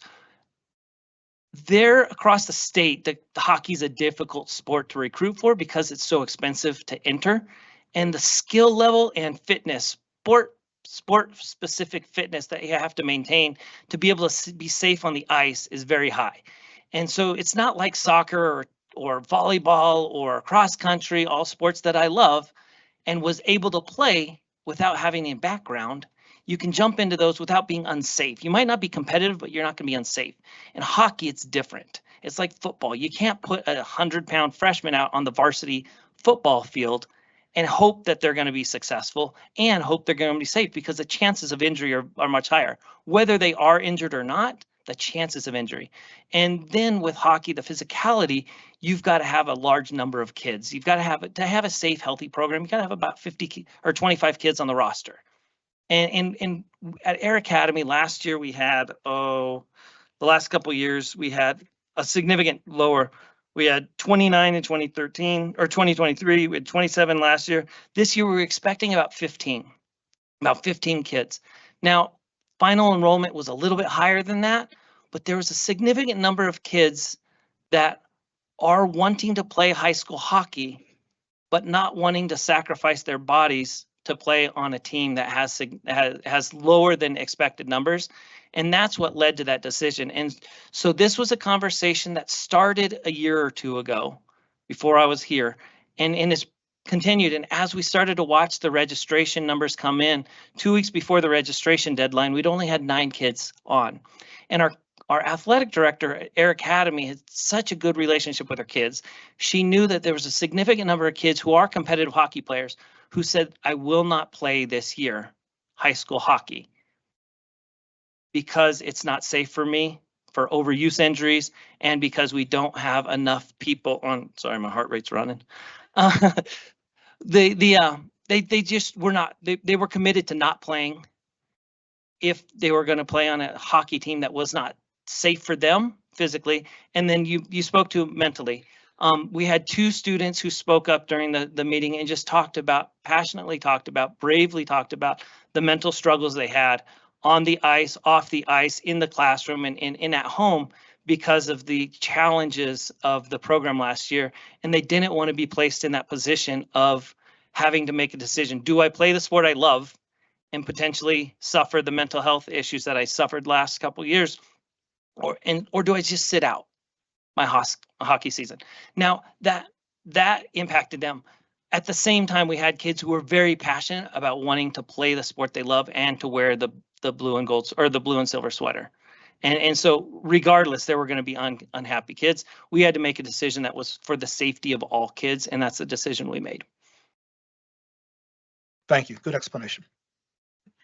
Yeah, and 2 things, you can't give away what you don't have. And when you only have 15 kids and you really need 25, you can't I don't see a path forward. I mean, people have said many times in emails, there's a path forward. No, there's not actually when there's only 15. And I think by calling it a little early, and could the transparency had been better? Yes, but I think in calling it early, as I understand, you gave the varsity kids an opportunity to go scout the other teams, meet with the other coaches, and figure out where they wanted to try out. They wouldn't have had that opportunity if we had waited it until the last minute to make the cut, because then they would have just been left without nothing. Is that correct? That's a really important point, and that was the reason we made the decision when we did, because hockey teams were having parent meetings the following week. And we wanted everyone to make an informed consent. We believe in our district in parental involvement and family choice and having an informed decision. And so if we waited until November 5th, those preliminary meetings would have already passed, and parents would have had 3 days to make a decision on where their kids were going to try out. Because tryouts started on the 10th. We would have had the weekend in between, right? Like, so they wouldn't have had ample time to meet with coaches, understand the programs, understand philosophies, find a good fit. And so we made the decision at a time where hopefully everyone would have the opportunity to find a team. The good news is, as far as we can tell right now, we'll know for certain on Monday. But as far as we know right now, I got a text message as I was walking in here tonight. Every kid who wanted to play on the Air Academy team has a place. Ice hockey team. Yeah. Did I say air hockey? We need an air hockey team. I can play that and there's no safety issues. Too much risk of injury. All right. So every kid who wanted to play, I believe, has a place to play. Again, I don't want to say that with certainty, but that was our number one intent, to make sure everyone who wanted to play had a place. And I think right now we can say that. Director Yunus. This is a teachable moment for new board members coming on. I just want to say, so this was one of those situations where I received a lot of emails and phone calls, and immediately the response was Superintendent Haber and Shane coming on and talking to me as I put forward the emails and the concern, and an immediate working together to understand, to listen, seek first, understand, and move forward. And I'm so grateful for that. We don't always end up with the outcome that every single person wants, but to be able to go back and answer those emails and say, everyone has done their due diligence in this situation, and it didn't end up the way we all wanted. But I just really appreciate your thoughtfulness and ultimately you're, just working together. Thank you. Yeah. I just want to put a little piece of context here. Of all the school districts in the state, we offered, prior to this year, we offered 4 teams for our students, and we have 26,000 kids. The only other district that offered 4 teams was Jeffco, which is 3 times our size. Boulder, which is very similar to us. St. Vrain, Denver, which is 4 times our size, all offer one team. Cherry Creek offers 1 team. Cherry Creek's got 55,000 kids. Per student, we offer more opportunities to play ice hockey than any other school district in the state, minus those very tiny small school districts. But of the medium and large school districts, that's where we're at. Thank you, Vice President Cons. That is amazing to know. And so change is hard. And so the more information. But what Director Yunus was just saying about getting on the phone and communicating and working together, Superintendent Haber and I were on a catch-up call, and I started asking questions, and she was walking the halls, finding Mr. Knight, finding Mr. Alexander, and got them all on speaker. And it was just immediate resolution, understanding. So thank you for that. And like you said, to our new board members who are here, that's how things roll around here. And it's exciting, and it's gratifying, and it's collaborative. And so thank you all. Thank you, Mr. Knight. And I appreciate the self-reflective attitude of learning how we could have done it better. I appreciate. Sorry. Direct, you've had 2 turns. I'm just kidding. Direct. There's one more thing that I think is important to get on the record. You mentioned winning and losing isn't everything, and it isn't everything. But I think, I played sports, and I think probably many, if not most of us have. Winning is fun. It certainly beats the alternative. And the numbers I heard concerning the Air Academy win-loss record as things have begun to deteriorate these last couple of years indicate it's going to be tough to have fun. Can you just speak to that real quick, and then I'll be done with you? Yeah, to be honest with you, I didn't look at the win-loss record because competition level is not important to me. I understand that they were not competitive on the ice, but that's not why we have high school athletics. We're not out here to win state champions. It's wonderful when we do. I'm excited for our volleyball teams that are competing right now in Denver. I'm excited for all of our teams that are in playoffs right now, and I'm happy for that. But that's not why we do what we do. But I do know suffering very big losses is hard on the hearts of the athletes. Right. And to your point, it's hard to build a program with a losing record. And that didn't play any part in why we made the decision. But it definitely played a part in why some kids who could play the sport chose not to play it. Yep. Thank you. Good explanation. All right, thank you. I appreciate you your all. time. All right, notice of auto renewal of superintendent contract. Does anyone have any questions or comments? All right, annual monitoring report for executive limitations policy 2.0 global executive constraint. Does anyone have any questions or comments? Director Wilburn. Yeah, I do have one. Who's doing this one, Jolynn? That's you? Even better. Page 8 says during the 24-25 school year, we had at least 450 staff from 23 schools participate in the 15-day challenge. That sounds great. Can you tell us a little more about the 15-day challenge, and is that something that we should be doing too? Oh, such a great question. The 15-day challenge is a great way of putting more structure to the PLCs that happen in our schools. And I'm going to field this to Dr. Field just to kind of give a greater description of it and what you're seeing in the schools. And just for everybody in the audience, the 15-day challenge is not a diet, No. okay? Or a workout routine or anything hardcore like that. It is a way for teachers to come together and with their standards or priority standards, develop the 15 days, about 3 weeks instructional units. And it's just a nice way to organize your teaching. It's like a pacing guide. And teachers that I talked to in the PLCs, you saw one of the PLCs I went to, everywhere I go, I ask about that. And they really like it because it also helps with the backwards planning where they say, okay, here's the end that we want for students. Here's the outcomes that we want because they're planning a whole unit within that 15 days.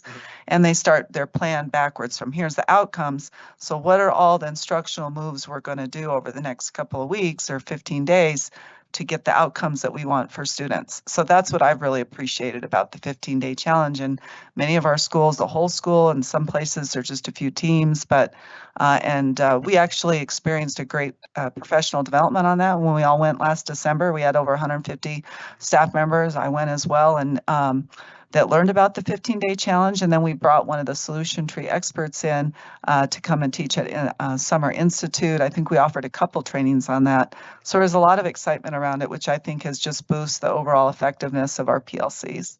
If the teachers love it, that's good enough for me. Thank you. All right.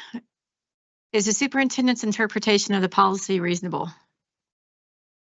Is there sufficient evidence to determine compliance for each section? Are all sections in compliance? Recognition of exemplary performance or concerns regarding performance? Would you like to see any additional different evidence, or should any part of this policy be changed in the next monitoring report cycle? Do you see any evidence which is extraneous or no longer necessary? All right. First quarter Board of Education discretionary budget update. Does anyone have any questions or comments?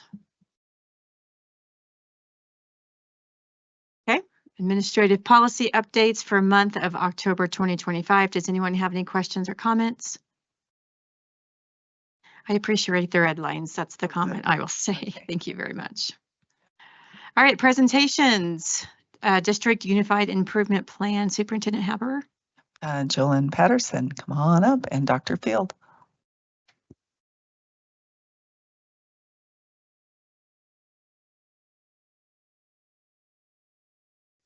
Good evening. Tonight we're going to look at the district's unified improvement plan. This first slide just speaks to that this process is part of our cycle of continuous improvement. The Act of 2009 requires that Colorado district and schools create an annual improvement plan. And so that's a process that I support with our building administrators and my amazing assessment team. The Colorado Department of Education has developed a process for the UIP planning. So we're going to look at some of the pieces in the template tonight that goes with that. And it's also designed to meet the state, federal, and program accountability requirements. So in the last 2 years, the state has redone the template. And so they're now calling it the Streamline template, which we are all very appreciative of because it was a very extensive online platform that we had to work within. So some of the key components are that is one, it is now streamlined to better align with our school and district planning process. They included clarified instructions within the system, which is helpful when you've got lots of people filling out a plan in a form. The time that it takes to complete this has been reduced greatly, so that has been appreciative. I don't think the content, I think when you see the report tonight, having seen it in past years, you'll see that it's very similar on the information that's being reported out, but the time that it takes our administrators to enter it has been reduced. And then they state that they have an enhanced visual appeal. So we do like it when it looks a little happier and it's a little easier to read through. These were all submitted. So at the school and district level, they get submitted on October 15th yearly. So I submitted all those on behalf of the district. So our process as a district and for planning is around building these plans. We look at our district performance framework and our school performance frameworks, which we've talked about in the last few months. We do extensive data analysis, and then we collaborate together with our leaders, specifically with our learning services leadership team that works in collaboration to develop this process and this work. And sorry, I'm trying not to cough for you all, so that's why I sound like I'm running out of air. We appreciate you. I'm gonna make it, but and I can't laugh because then things get, so I won't be as funny tonight. Sorry about that. I'm gonna have to be calm. All right, the next piece we're gonna look at are the assurances that are submitted each year. So the first part, the schools sign off on this, and so it says that they've worked together to look at their school performance framework. They have collaborated in a partnership with their school accountability committee. And so they're working in partnership, not just during this time, but throughout the entire school year. This year, Dr. Field and I, and it was a partnership with Mr. Knight and now Mrs. Evans in supporting our DAC as we created modules and information for our schools so that they're all sharing similar information throughout the year with their school accountability committees. And then for our elementaries, there is a focus on our read plans and our reading for our kids K through 3. So real quick, so before Jolynn, we actually jump into our new UIP, you all have a handout at your, yes, this is the cheat sheet. So you have 3 handouts that I gave you with a paper clip. I left them a long time ago, so no, they might be buried. No, like a few hours ago. So you have the mini one that Susan just described. I also gave you the full report that was submitted, which is much longer and in much smaller font. So if that was something that you wanted to review, and then the third document will be for the next presentation for the strategic plan. Thank you for remembering that. We gave you all handouts to go with it. So it might be easier to follow along. The slides are replicated in the handout, but I use this format with our stakeholders and it makes it easier for them to see and review without reading that extensive report written in about a 6 font.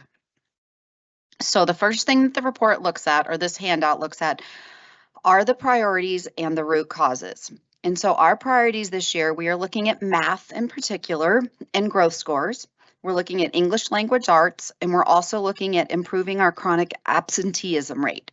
And so in a little bit, we'll look at the data that's tied with that as well.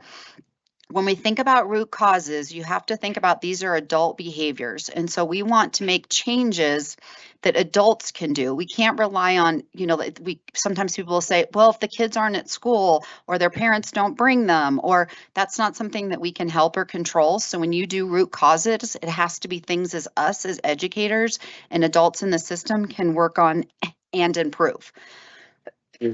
So we're going to look at the root causes in each of these sections. So as we go through this, you'll see the chart goes from left to right and up and down as well. So for math, some of our root causes, so we also look at these, that if we were able to fix these, we would have different major improvement strategies, because these are what are holding us back. Those are the root causes. And we've done extensive work this year. We've done it every year, but this year we've even gotten deeper in looking at those root causes and identifying areas to focus on. So for math and ELA, you will see that they're very close. There is a lack of data-driven or research-based instructional practices, so that's something we're always working on. Resources and curriculum is not fully aligned with the Colorado academic standards. And there's a lack of teacher collaboration and coaching structures. So when you think about our PLC processes, we're really trying to keep that collaboration piece in place and working together. If we look to the far right, there is a lack. So when we're in the chronic absenteeism column, a lack of inconsistent use of systems to support student engagement. And so that's the part where with chronic absenteeism, we're looking at kids that are absent more than 20 days a school year. And we're trying to 20 days, 20%.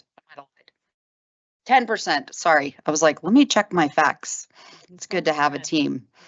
Because this is a new area that we've started looking at this year. And so just that lack of inconsistent use of systems to support our kids so that they are engaged in their classrooms and working with their teachers. So the good news is tonight I have Dr. Field with me who's going to talk next. You're doing great.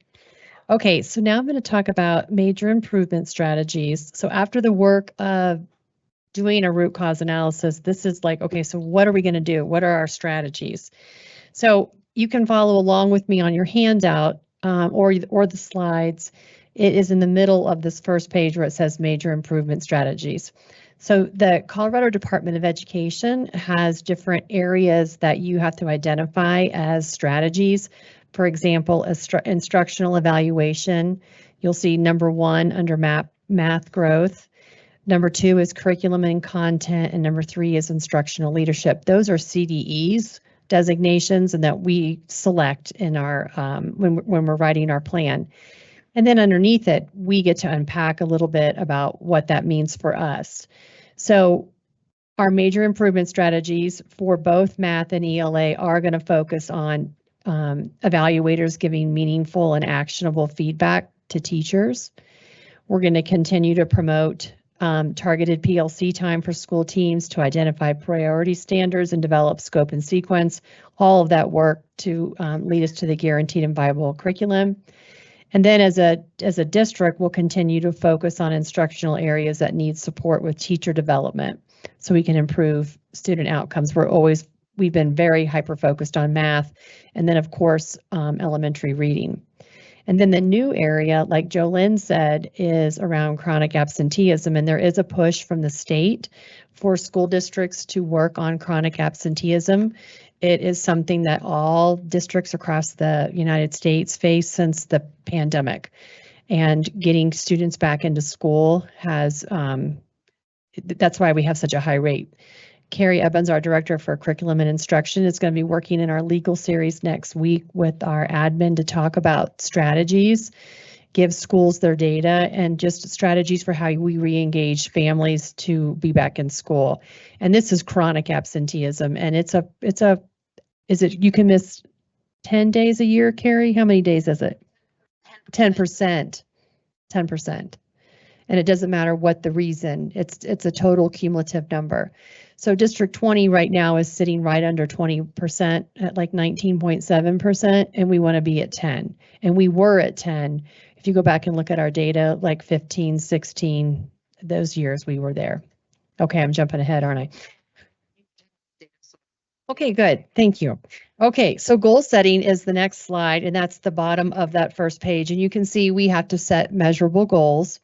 And actually in the actual UIP, we also have to set interim measures as well, which is like the halfway point. So we use our MAP growth data to help us with that. Even though they're not exactly the same assessment, it can help us to see if we're on track. So you can see here for math, our targeted areas are 5th grade math and 10th grade math and growth. And then in CMAS, ELA, it's 5th grade and 6th grade. And then you can see our chronic absenteeism rate. It's currently sitting right under 20% at 19.7%. And our goal at the end of this year is 18% or less. And then the goal for 2027 is 17% or less. And we think we can make even bigger gains than that, but we want to be conservative. Okay, so then the last thing is the actual implementation and action steps. And this is where it's a lot more detailed. And it's the whole back side of the handout we gave you. But just a couple things, I'm not going to read it all to you, but just a couple things I want to highlight. Under both ELA and math growth, we talk about walkthroughs.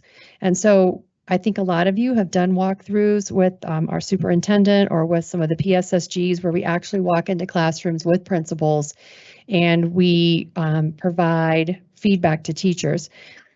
All of our schools utilize some sort of walkthrough form. We do have a walkthrough form, a district walkthrough form, and each school with their different focus areas have created a form that they use when they walk through classrooms. Another big area is this whole idea around the Guiding Coalition, which is the work around professional learning communities, and that principals put together guiding coalitions to lead this work. That's something else we're very focused on. And then both ELA and math, curriculum review and alignment with standards. And then the big area is professional learning for teachers and math leads and improving instructional practices through professional learning. A ton of professional learning is occurring, not just for teachers, but also for our principals. And then finally, in the far column, the improved chronic absenteeism, where we are right now, that like Jolynn stated, this is a new area that we're focusing on, and we want to do a complete root cause analysis because this will definitely involve our principals and our deans and our assistant principals because there's many variables to root cause when it comes to absenteeism. And we will continue to look at our policy. We're also going to engage in some parent education on chronic absenteeism. CDE has some great resources for us that we're going to be sharing with schools. And then we're also going to work with our MTSS teams to be trained in working with students that are chronically absent and their families. So we are going to jump into the deep end of the pool in this area this next semester, and we will keep you posted. So when we think about what's coming next, we will continue to tie to the strategic plan and our continuous improvement process. We are continuing to host ongoing professional learning. We had talked about the 15-day challenge earlier. We just finished on November 7th, was a big district professional learning day overall. And so we were able to support schools with a lot of work. And so Learning Services continues to do that customized support, our data cycles and instructional coaching. And then I did put 2 links in here that if anyone, whether our audience friends or you all are interested in additional information, it would take you to the CDE site where all this information is stored, and there's background information as well. What questions can we answer for you? Director or Vice President Cons. I didn't remember till right now as we were reading this again, but Dr. Phil, do you remember the first time I ever saw this report? And I was not pleased with the root causes. I don't know if I just remembered that. And I was just really concerned that we were missing part of the full scope, the full picture. That's your job. You guys do it amazing, but I had opinions like, I think there's other root causes besides what we captured. And so just to see, you know, you've always had such an amazing, intelligent team, but just to see the growth in building this report and the focus for all of our teachers and staff, I'm just really thrilled to see that these root causes are so targeted.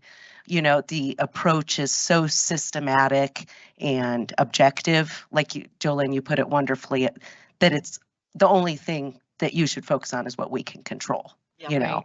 And so it really struck me how, just the growth in this whole process for our district. I'm with you. You saw me had to, yeah. Something's in the room. Grounding myself, yeah. And from the outside looking in, all of these specific strategies and actionable steps, it looks like there's a lot of repetition, and you kind of eyes glaze over when you see some of the terminology.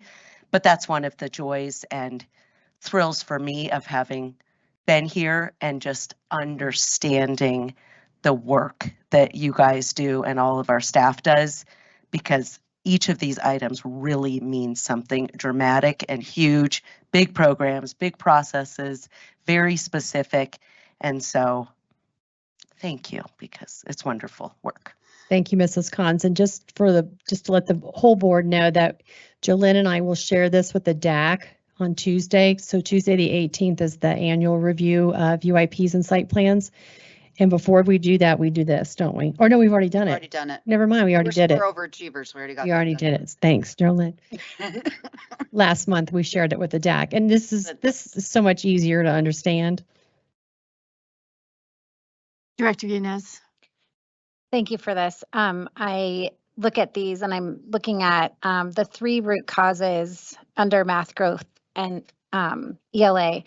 When I think about that lack of data-driven or research-based instructional practices, I start thinking about those high-impact teaching strategies. Mm-hmm. When I read resources curriculum not fully aligned with Colorado academic standards, I think of PLC process and making sure that we're building those units that are aligned. And then the lack of teacher collaboration and coaching structures. I think about how hard it is when you have changing teams and you are trying to build that culture and that collaboration, and then somebody, 2 people out of the 3-person team or something they change schools or they change jobs or whatever. It's hard. And then your students, it's a constantly moving target. And so because needs change, but these are things that I don't know if they ever fully go away, right? You're constantly it's like laundry, you're never done. And so, the attention to detail in this report and isolating those 3 things in education, it's like when you fix that, tell the world, because we'll write a book. Correct. Yep. I'll buy it. But yeah, I really appreciate to Director Khan's point, this it's so detailed and down to the nitty gritty of this is what we do and it's hard and we're always going to be moving, getting after it, these 3 things. So thank you.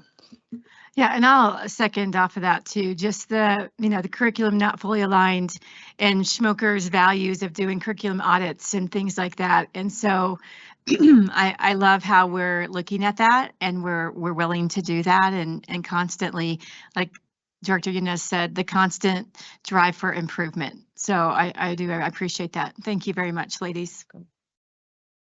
You are? I think Do you have something? Oh, sorry, Director Wilburn.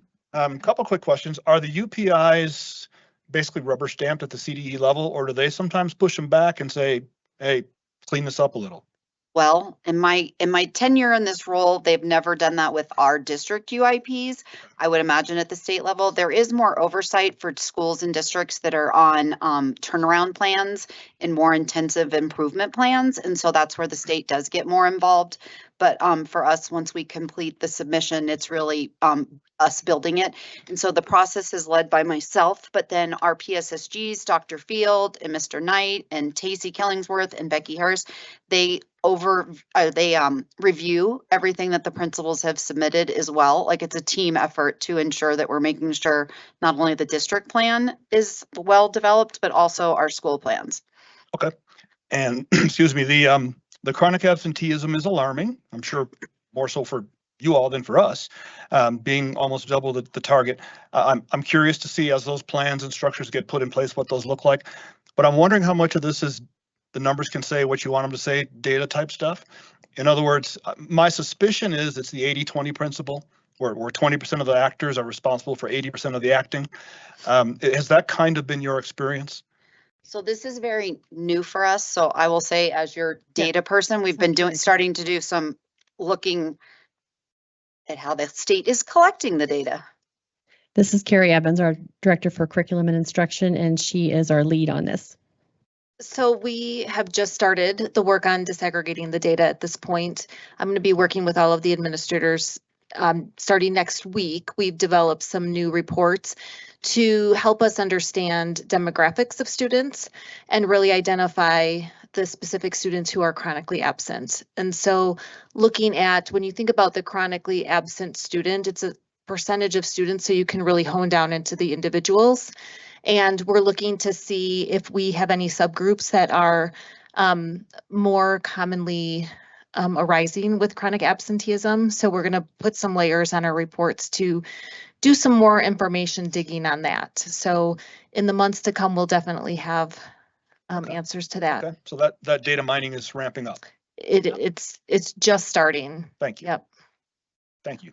Perfect. Director Enos. Sorry, I'll make this quick. I really appreciate your posture of getting to the root cause of absenteeism rather than reacting to absenteeism. Truancy court is a thing, but it's sort of that last stitch effort. When I was a CASA in El Paso County, was certainly, absenteeism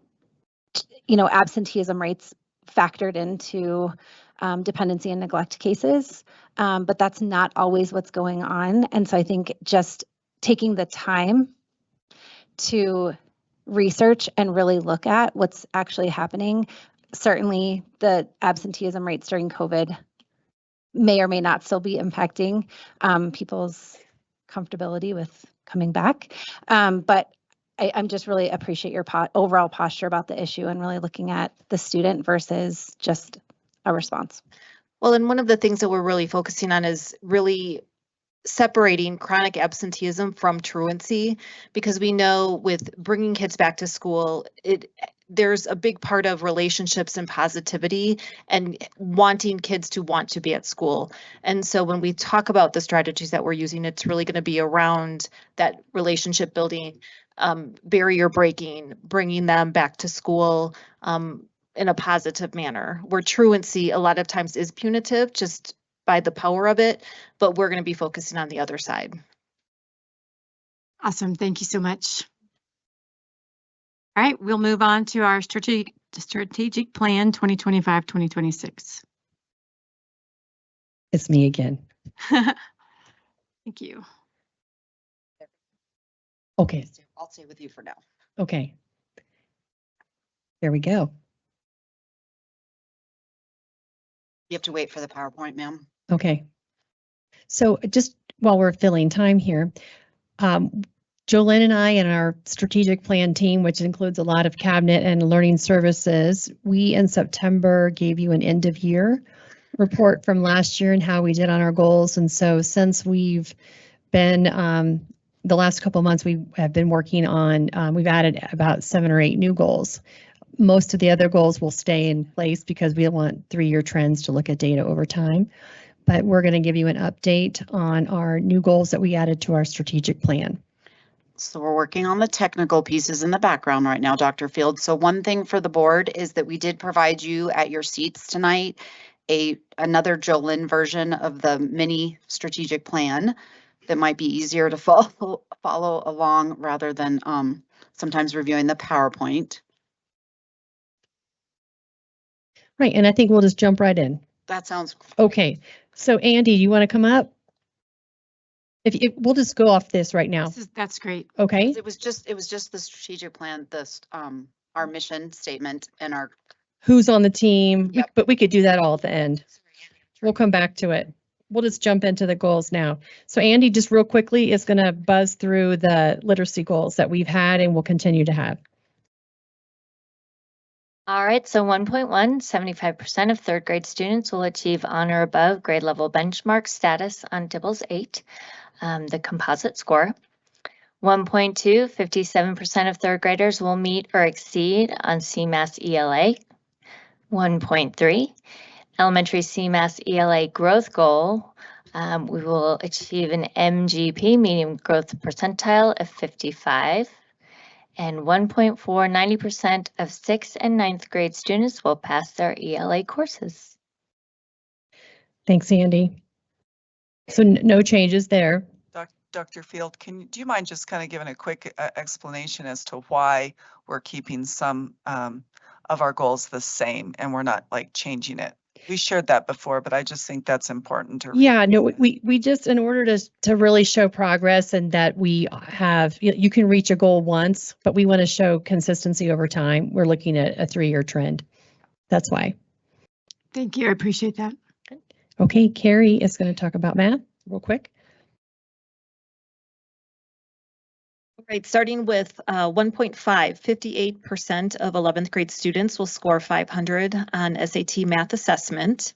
And just a reminder that the state recommendation for that is 480. So that's a little bit, we have a little bit of a more rigorous goal for our students. 1.6, 90% of 6th and 9th grade students will pass their math courses. 1.7, 90% of 9th grade students will pass Algebra 1. 1.8, 95% of students are on track to graduate by the end of the freshman year.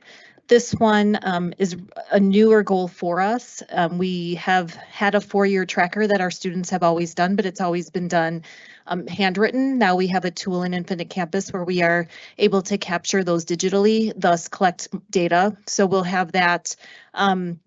Those digital 4-year planners are to be completed by December of this year. And then on the flip side, 1.8 is a new goal for us this year. 90% of 6th and 9th grade students will pass their science courses. Thanks, Carrie. All right, Belinda's going to come talk. We have several new special education goals. Students with disabilities, we're going to continue our goal with the secondary students. So students with disabilities in grades 6 through 12 will demonstrate an increase from 52 to 57% on IEP goal growth, approaching, and achievement meets as measured by progress monitoring on individual IEP goals. Our 3 new goals, we're adding the elementary level to track their IEP goals, and we've established a baseline. So students with disabilities in grades K through 5 will demonstrate an increase from 66% to 68% on IEP goal growth approaching and achievement meets as measured by progress monitoring on individual IEP goals. And then now we're looking at our growth academically. So students with disabilities in grades 3 through 8 will demonstrate a median growth percentile of 46 in reading on CMAS for the reporting AU administrative unit year of 2026, which is reported 2027 for our administrative report from the state, which is just for students with disabilities. It's always 1 year behind. And then students with disabilities in grades 3 through 8 will demonstrate a median growth percentile of 49 in math on CMAS for reporting our AU administrative report for the year of 2026 reported for 2027. I think my only comment for that is just that I can see where this forces our speech paths, our OT, and like our special ed department to do a much better job of writing goals. Correct. That are, attainable in the time period and all of that. I mean, it's easy just to write all of these goals that aren't really accomplishable in a specific time. So I think this does a really good job of forcing us to write better goals. It does, and something that I always talk about is that transfer of skill, right? We're honing in on what the gaps are and where we can close the gap for our students with disabilities, but then ensuring that we have that transfer of skill, which will hopefully contribute to that median growth percentile for our students in their academics. And then along with the goals that we have, it's really important to ensure that there's rigor and that students can make that progress in light of the circumstance. Thank you. Yep. Okay. Are you here for Kendra? So we're going to talk a little bit about college and career readiness. All right, thank you. So under college and career readiness 1.10, students are college and career ready by the end of the 12th grade year, successfully earning college credit, CTE pathway completion, that would be at least 2 years in the same pathway, an industry certification and/or participate in a work-based learning experience. And work-based learning experience needs to be through or at work. That would be internships, pre-apprenticeships, etc., of at least 30 hours. Experience with a 5% or more growth in each area. And then 1.11, 90% of all students 9th through 12th grade cohort will complete the ICAP, which is of course the individual career and academic plan process. Thanks. All right, we're on to the second objective area, which is culture of connectedness. Shane. And so this is somewhat related to our previous conversation. In 2.01 or 2.1, 85% of our 6th through 12th grade students will report participation in a school district, extracurricular activity, a club, athletic team, or some other non-academic opportunity. And that's going to be measured through the survey data, the Hanover. And then we're looking to maintain a 90% attendance rate at each school level, elementary, middle, and high school. And then 2.3 is 80% of our 6th through 12th grade students indicate that they feel included as part of the community, as reported through the Hanover Student Experience Survey. Thanks, Shane. I'm sorry, can I interrupt just while we're You sure on? can. And this might be for Carrie too, because it came up in the last presentation. But I think I may have been confusing the percentages we were talking about, and Mr. Wilburn was referencing too. So we were seeing that 19% absentee rate, but then we were also talking about 10% goal. I think we were comparing apples to oranges, if I'm starting to like realize all the numbers, percentages we were throwing around. So when we talk about 2.2 here, 90% attendance at each level, does that mean 90% of students who miss less than 10%? It's a difference. Yeah. Yeah, it's so the attendance rate is calculated a little bit differently. So and the attendance rate really is used for school-wide or district-wide. It's not getting necessarily down to the student level, but it's essentially just the number of present days over the number of total days. And so it's just giving us, this is the amount of time that students are present, where with chronically absent, we look at the total number of absences over, no, I'm not a math teacher, so it's the total number of days over the total absences, or opposite. Okay. Opposite, total number of absences over the total number of days.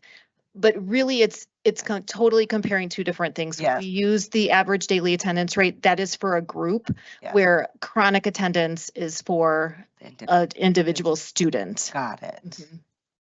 Okay. I just, no, I get it. I just thought, I think we were all talking about a lot of different numbers, and I kind of wanted It's a little very- clarification. different, right? Thank and you. it's two different percentages, so I can understand Okay. why. Thank you so much. Sure. Good question. All right, now we're on to our third objective area, which is invest in our staff, and Cameron's going to take this. All right, I want to preface this with, you're going to see I have some new goals. I want to talk about why we made that shift. When we started looking at what does it really mean to invest in staff and help them to grow, we had retention as one of our goals. Well, retention is really a byproduct of what we do. It's a result. And not that we're not going to continue to track retention. We continue to do that every year. But we wanted to look at those things that we felt could impact our investment in staff and help staff to grow. So our first one is 3.1, which is around offering competitive salaries and benefits. That is measured through EL 2.7.3. We have to be in the top quartile within our region. So that will continue to stay our goal for that. And then 3.2 is the same goal. 90% of staff will complete a professional learning course or training that's beyond what is required for them. And so that will continue because we feel that's very important. That's one of our pillars, is that professional learning and how we support staff and help them to be trained and understand the knowledge and skills they need to be successful. The other thing is 3.3. That's the next one, is increased staff participation, staff wellness opportunities. I'm not sure if you guys are familiar. We have a robust wellness program, and that includes anything from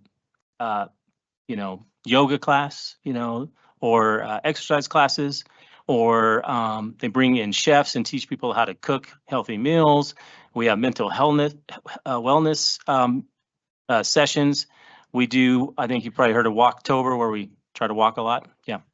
And we do all that. So these are all things that we offer. We have about a little over 3,000 staff that in our district, over that, actually over 3,500. We have about 1,000 of our staff participate at least at some point. So we only got about a third of our staff participating in this. And we know there's a connection between physical activity and wellness and also mental health. So we're trying to increase that. So that'll be one. And then also One Medical.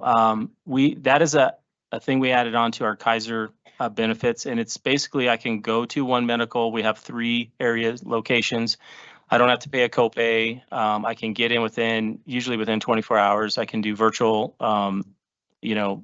appointments. Right now we have about 800, a little over 800 folks who have accessed One Medical out of probably about 1,500 people that actually have the opportunity to potentially access that.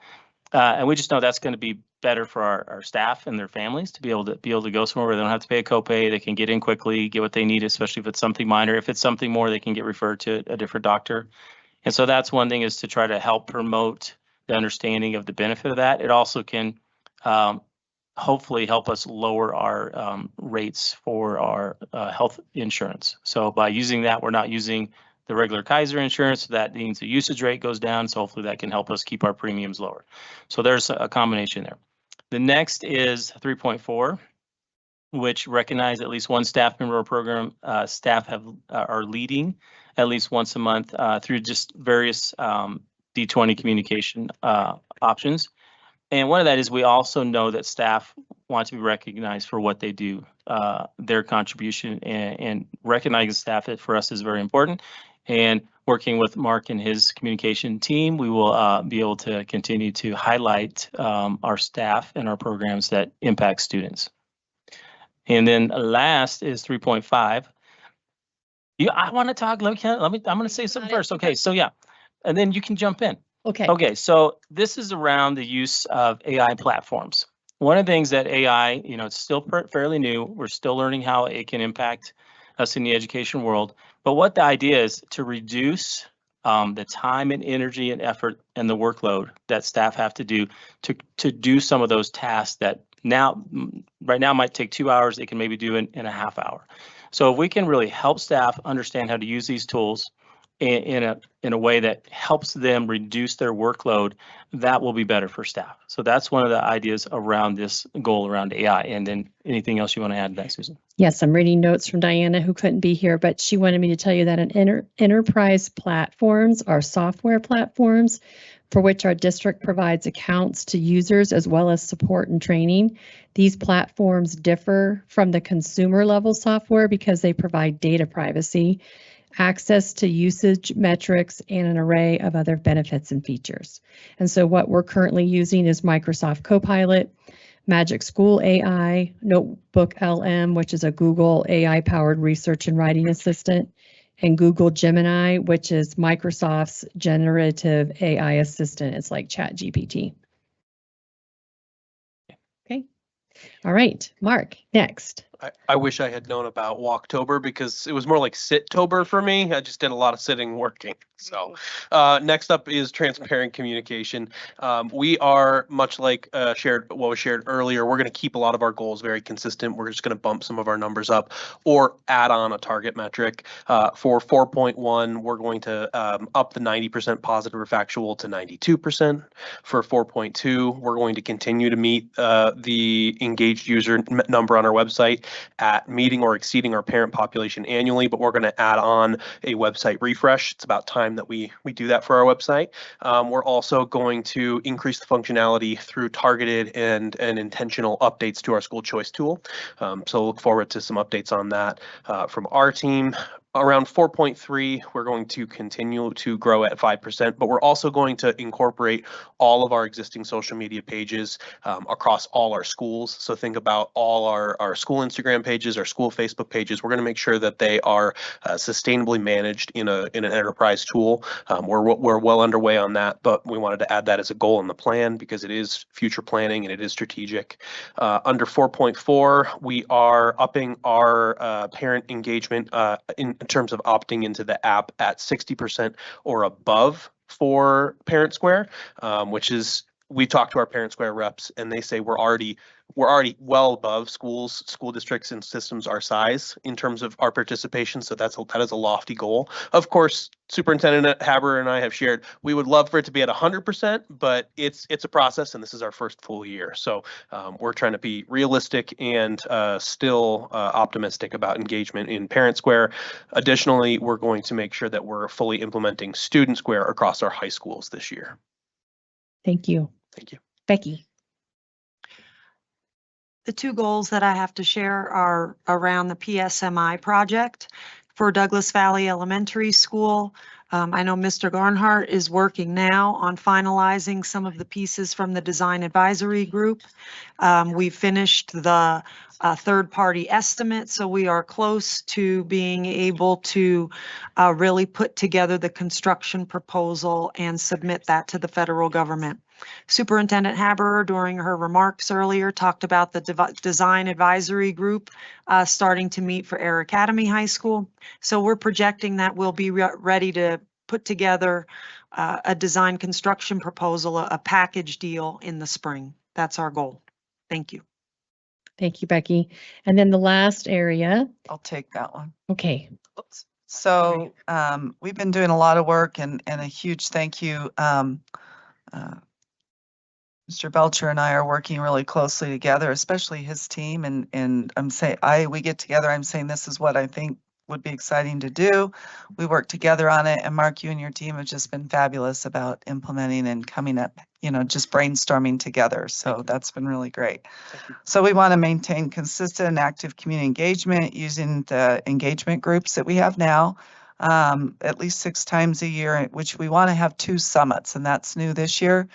We had one at Liberty, and our goal is to have the next one at the 2 Chinooks in the spring. And that we're really utilizing these groups to get their feedback. We get their feedback on many different topics.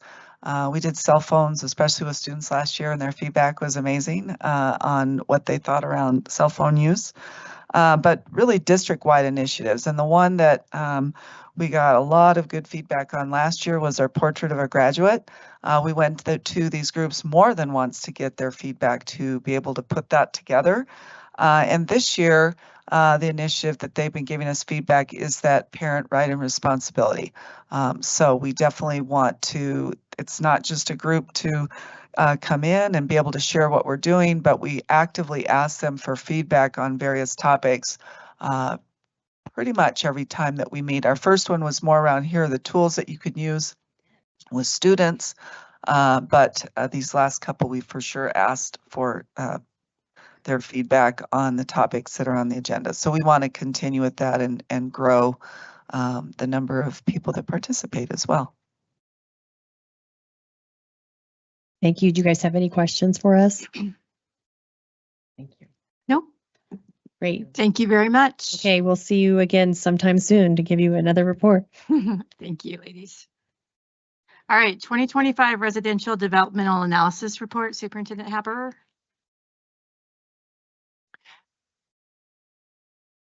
I'd like to introduce Don Smith. He is our planning consultant. And what I appreciate about Don, one of the many things, is his tremendous amount of historical knowledge regarding District 20. And this is a revered report that people look forward to each year. So welcome, Mr. Smith. Thank you. I know where all the skeletons are buried. But I would comment quickly on one thing I heard earlier in the meeting, and that was that Academy School District 20 has produced an audit 2 years in a row without comment. That is unbelievable. As someone who worked in school finance for a number of years, you have everybody in the world handing you money, but they all want to tell you how to use it. They want to know where it went, when it went, all the way from the School Finance Act to the person down taking care of the student activity funds at the school. That is tremendous. So Becky and Kathy and her staff, great job. With that, we'll jump into where I'm supposed to be on residential analysis. I always like to give you a little update on the commercial things in the district up front because those drive our mill levy much more quickly than do the residential pieces. So if you ever get yourself in a position where you need to go to a bond issue or a mill levy override, It's that commercial development that drives the assessed value upward and helps you pass those without having to increase mill levies. The Air Force Academy Visitor Center and that whole complex at the north gate of the academy, tremendous asset to this school district. I think the Visitor Center is now scheduled to open next month, is what I've heard. And that's been going on for some time. They kind of delayed, but I think they're ready to go. But they bring in a lot of people into our area, and of course that brings money into the district and hotels, motels, whatever. The amphitheater has been an addition. Some people say it's a boon, I'm not sure, but it is a tax generator in the district. Integris Manufacturing. Integris came into the district. They got a lot of CHIPS money from the federal government, and they're going to be a major employer in this school district. The hospital, major expansion coming at Memorial North. Even though this isn't on our tax base, what this does is brings doctors' offices, medical clinics, radiation type facilities and so forth, the physical therapy, all those things into the area to support this hospital. So once again, things are going to really drive up the assessed value. We have the major district or developments that are left in the district. The majority of what's going on in our district is to the north and to the east. And Wolf Ranch has been going on audit research for a number of years, but they still have over 2,500 single-family homes coming in that development, if you can believe that. They're just getting really a good start of where they're at. On the right side of the slide, you see what's going to go happening at the south end, where that is right where Powers Boulevard hits Highway 83. There will be a large residential development coming in that area. Down in the lower left corner is out on Highway 83 in Shoup, that large corner parcel. That's in the city of Colorado Springs. And as it sits empty and you look back to the high school at Pine Creek and the development around Pine Creek High School, it's not very far, but it's skipping a jump over to this parcel of land. And also the city utilities are going past this parcel now. So I would expect that to be developed down the road. And we have some old master plans in there where we had a couple of school sites that were spotted in there, but it'd have to have a new master plan because of the age of since that has been put together. The big one out east is Sterling Ranch. About half of Sterling Ranch is in our district. The other half is in District 49. We started back in 2008 working with the developers and owners of this property to get school sites in this area. We finally reached agreement 2 years ago with Classic Development, and we now have 2 school sites in there, a pre-K 5 and a pre-K 8 site. And one thing that I think you'll see if you ever build a school out in that area, you're going to draw a lot of interest from District 49 because the school sites are very close to the boundary. But at some point in time, if we get back to the birth rates that we were achieving earlier, and if we get back to the point where we have more affordable housing, Sterling Ranch is the area that's really going to jump. But I can tell you, when we first started talking about the Sterling Ranch area, we were talking about beginner homes, starter homes. They were talking $250,000, $300,000 homes. They've already sold homes out in the Sterling Ranch area for almost $1 million. And so I'm not sure the starter piece is still there. There's a couple others out in that area too. There's some Schmidt property and a couple others, Janus properties, that'll also be bringing some multifamily and things into the district. This isn't the best shot in the world, but this shows Powers Boulevard going up to Highway 83, and that little green area up there is known as Ovation. It's behind the Kettle Creek subdivision off of Old Ranch Road. And you'll notice right beyond there is the new fire station that was built in that area. And of course, this is important because this is where the whole development around that area is going to come. Once they put that under or overpass in and Powers goes through, this is going to be a significant area in our district. The actual membership count, you can see from 24 to 25, we had a little bit of decrease. And as I keep telling Becky all the time, you know, it's easy to grow. It is very difficult to go down. So we got to keep growing, or at least stay steady with the students that we're getting. But a little bit of a surprise, and people don't realize that somebody says, well, we're going to build an apartment complex in Academy School District 20. And the first thing that they envision is thousands of kids are going to come roaring out of these doors and down to the bus stop. Not true. If you look at this from 2018 until now, this was on the the 2nd of October this year, we've gained 23 students in this school district over that period of time. But if you look at the columns to the right, you have single family dwellings, single family attached dwellings, multifamily, and you've got over 13,000 dwellings have been built in the school district, and you got 23 kids. So if someone comes to you to say, man, they're going to build an apartment complex in my neighborhood and we just can't handle the students, that is not true. We are growing very, very slowly. We just are not generating the kids like we were. When I first came here, we were getting almost 3/4 of a student out of every house. Now, if I look at just the housing piece, I don't get into the demographer's business where he goes into birth rate and all these other things. I look at how many kids you actually have and how many houses were actually built based on what the developers are telling me. And we're only about 1/10 of a student out of a house right now. So that is a significant change. But like I say, if the economy comes back around, birth rates come back up, housing becomes more affordable, you're well prepared because we'll show you in a minute that you do have school sites available to accommodate that growth. As far as building capacities, and we talked to you about the actual building capacity, we use a couple of different things. One's the architectural capacity. What was the school actually built for? And like an elementary school is 600 students typically in our district. But what we look at also is what's the utilization rate? In other words, not every classroom is used every period of the day. And we have specials in the elementaries, for example, that come in and take up space, and we have to account for that. So for regular instruction, elementary level grades, pre-K through 5, we hope to have a 90% utilization rate. When you jump into the middle schools, and high schools, it's about 85%. And one of the things that happens there, if you start pushing that towards the 100% factor, you've heard the teachers talk about art on a cart and those types of things and trying to teach those things in multiple classrooms, doesn't work very well. And that's why we have to maintain that utilization factor. When we look at how do we accept students into the district and what do we consider? First thing first, in-district students, that live in the enrollment area. Then we look at choice kids in district. And lastly, kids coming from out of district. And that's how we have to take through that process in order to look at kids coming in. And we've got some schools that are right at capacity. And I mean maximum capacity. So we've looked at those things and I think they've all been reviewed and are being reviewed currently to make sure that we maintain the space available for our in-district kids. When we look at this, as far as each area, I look at them by. Mr. Smith, can I ask a question real fast? Raise my hand like I'm in school. Capacity numbers, does that include the portables? Correct.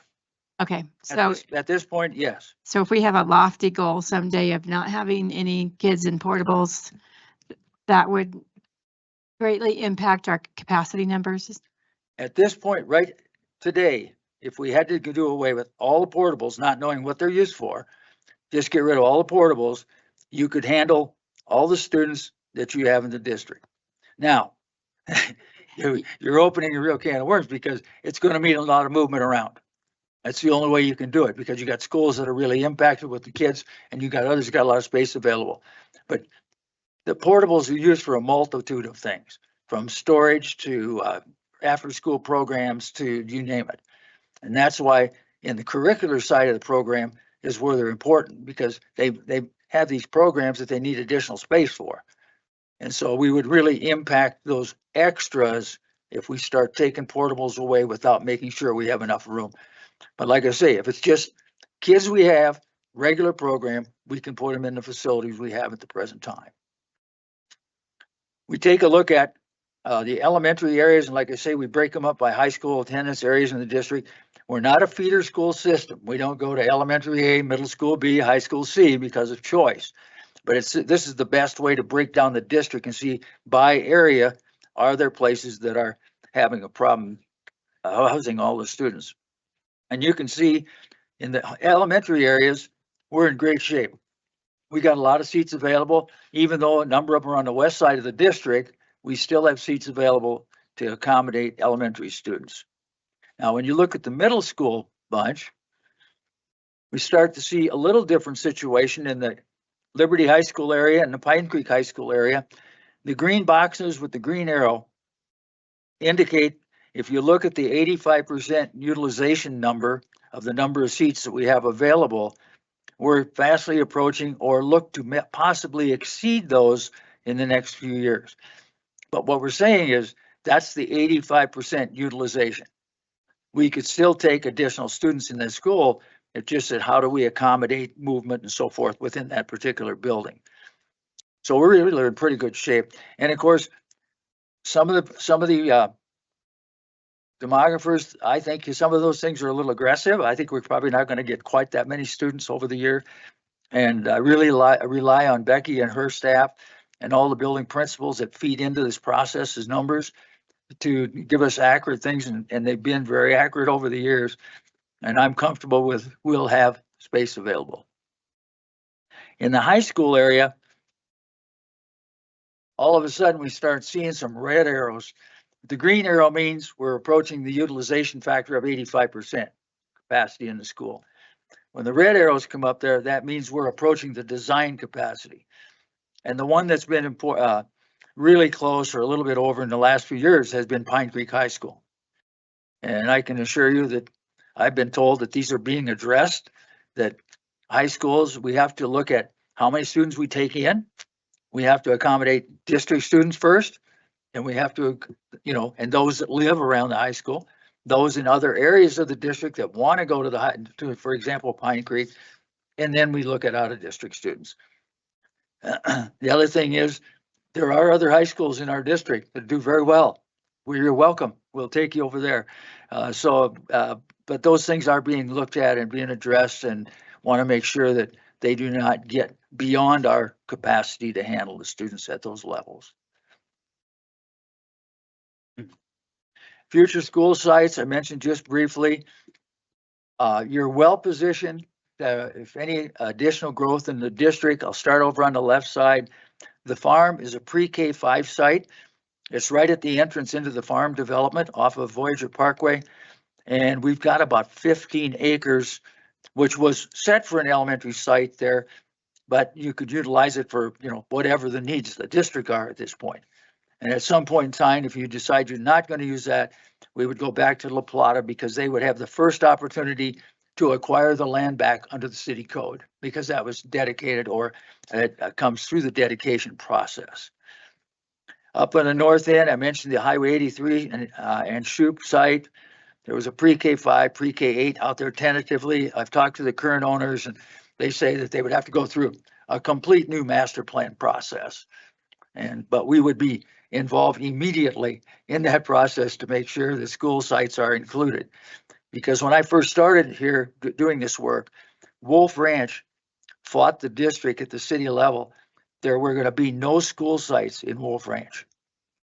And it was, how in the world do you expect us to do that? And so working with Norwood over the years, we've got the sites we've already built on. We have the balance of the site on research that we can use for middle school and additional high school if needed. And we also have a third elementary site in Wolf Ranch up on Briargate Parkway, where it will be extended out to Black Forest Road. The other ones are the Sterling Ranch sites that I mentioned. And then the Cumber Vista site, you were able to sell. And that site was critically important. Somebody said, why would you take a 5-acre school site? It was next to a park. We had an agreement to use the park during the day for playground. So we had plenty of room. That was taken when this whole discussion at Wolf Ranch was going on that you weren't going to get any school sites in Wolf Ranch. And we had to have an out in case something happened. And that was the Cumber Vista site. And we appreciate the park purchasing that site. I think the neighbors were happy to see that because there were always issues about who maintains the weeds and things. And we were not responsible, but our name always came up. With that, I think you're well positioned to handle the growth that may come to the district, and happy to answer any questions that I can. All right, no questions. Thank you so much, Great, Mr. Smith. appreciate it. We're getting close to my bedtime, so Yes, us too. thank you very much. Appreciate it. All right, report of the Citizens Bond Oversight Committee.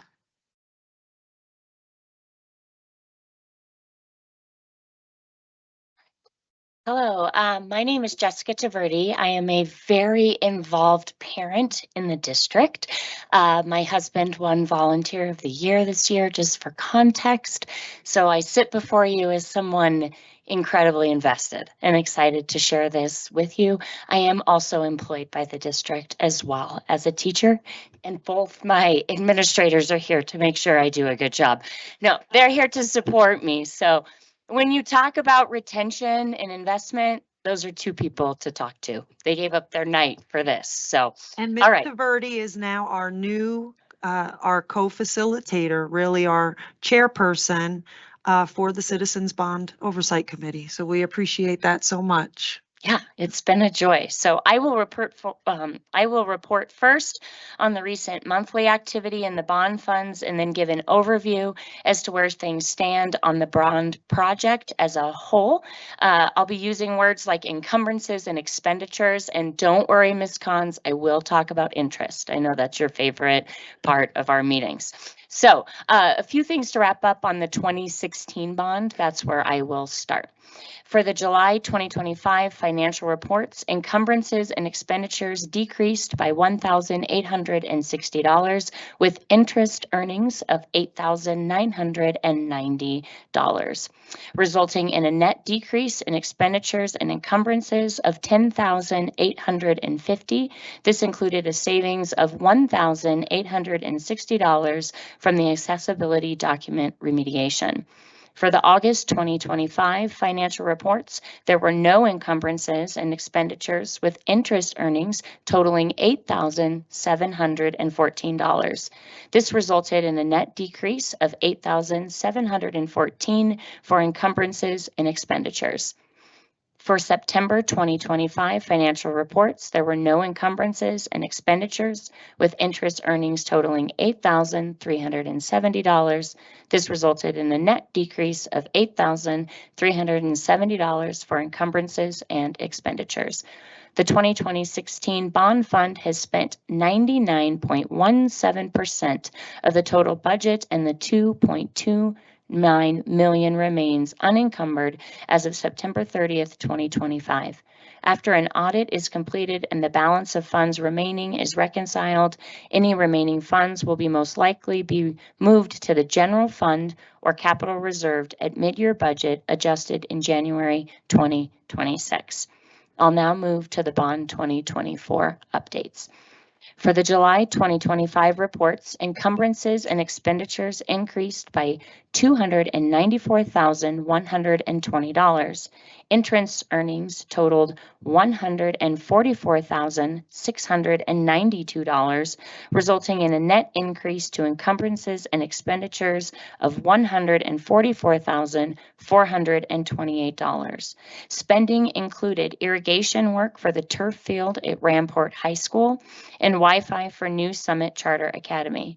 There was also a refund of the bond insurance cost contingency of $5,000. For the August 2025 reports, encumbrances and expenditures increased by $197,750. Interest earnings totaled $139,808, resulting in a net increase to encumbrances and expenditures of $57,941. Spending included some HVAC work at New Summit Charter Academy and a change order to TCA's East Campus Create Administrative Classroom and Gym Space project.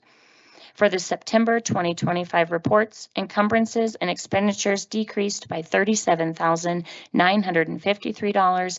Interest earnings totaled $131,987, resulting in a net decrease to encumbrances and expenditures of $169,940. Spending included environmental testing of gym floors that are scheduled to be replaced and a savings from the turf field at Rampart High School. As of September 30th, 2025, 8.7% of the funds have been spent. Our next meeting will occur in January, and I will brief the Board of Education soon after. Any questions? Whew. You guys are kind of scary, so thank you. I was going to say, did you breathe there? No, I was, Yeah, you but I had my breathe through backup your ears. ready to go. breathe my I've got one, Mrs. Shandy. Director Wilburn. I think this is fairly obvious, but the Rampart, savings on the Rampart turf, savings on the Rampart turf installation, I presume is attributed to water not being used. Keep it green. No, that was just a savings on the construction. We did a guaranteed maximum price with the contractor.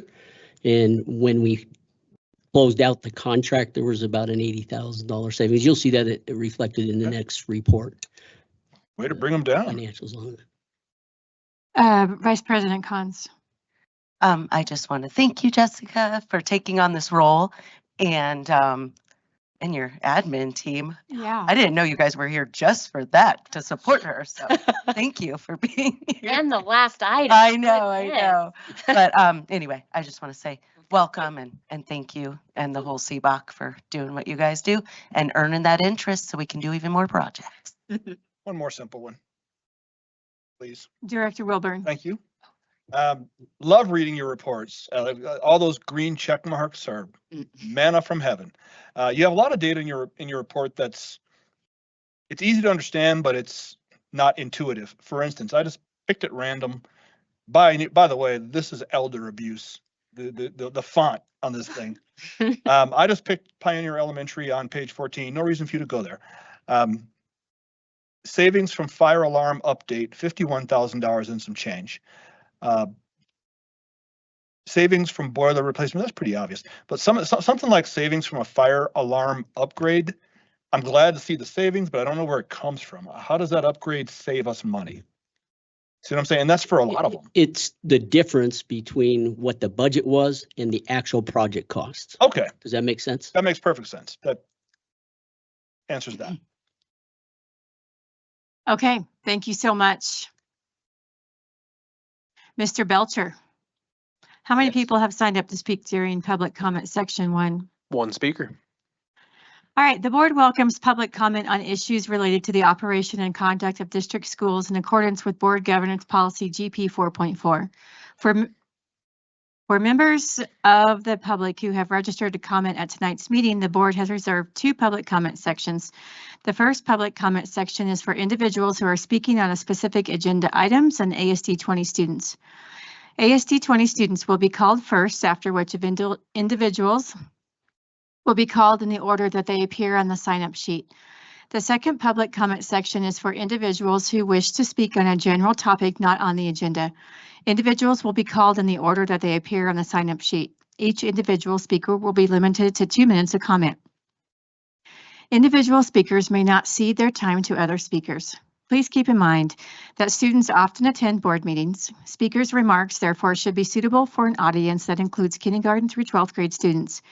Out of respect for all speakers, please refrain from cheering, clapping, snapping, or speaking out during public comment. The board president will recognize each speaker and may interrupt, warn, or terminate a speaker's statement that is unrelated to the operations or conduct of the school district or disruptive to an orderly, civil, and productive meeting. Examples of comments that may be disruptive to an orderly, civil, and productive meeting include obscenities or profanities, comments that constitute harassment on the basis of one or more protected classes, and/or personal attacks against any individual that exceed permissible criticism of school operations or personnel in their professional capacity. Finally, as a reminder to all present, the board and staff generally do not respond to public comment. This is our opportunity to hear from students, parents, and patrons. The board may discuss public comments later in the agenda or on future agendas. Our sole speaker for this section is Katie Chukas.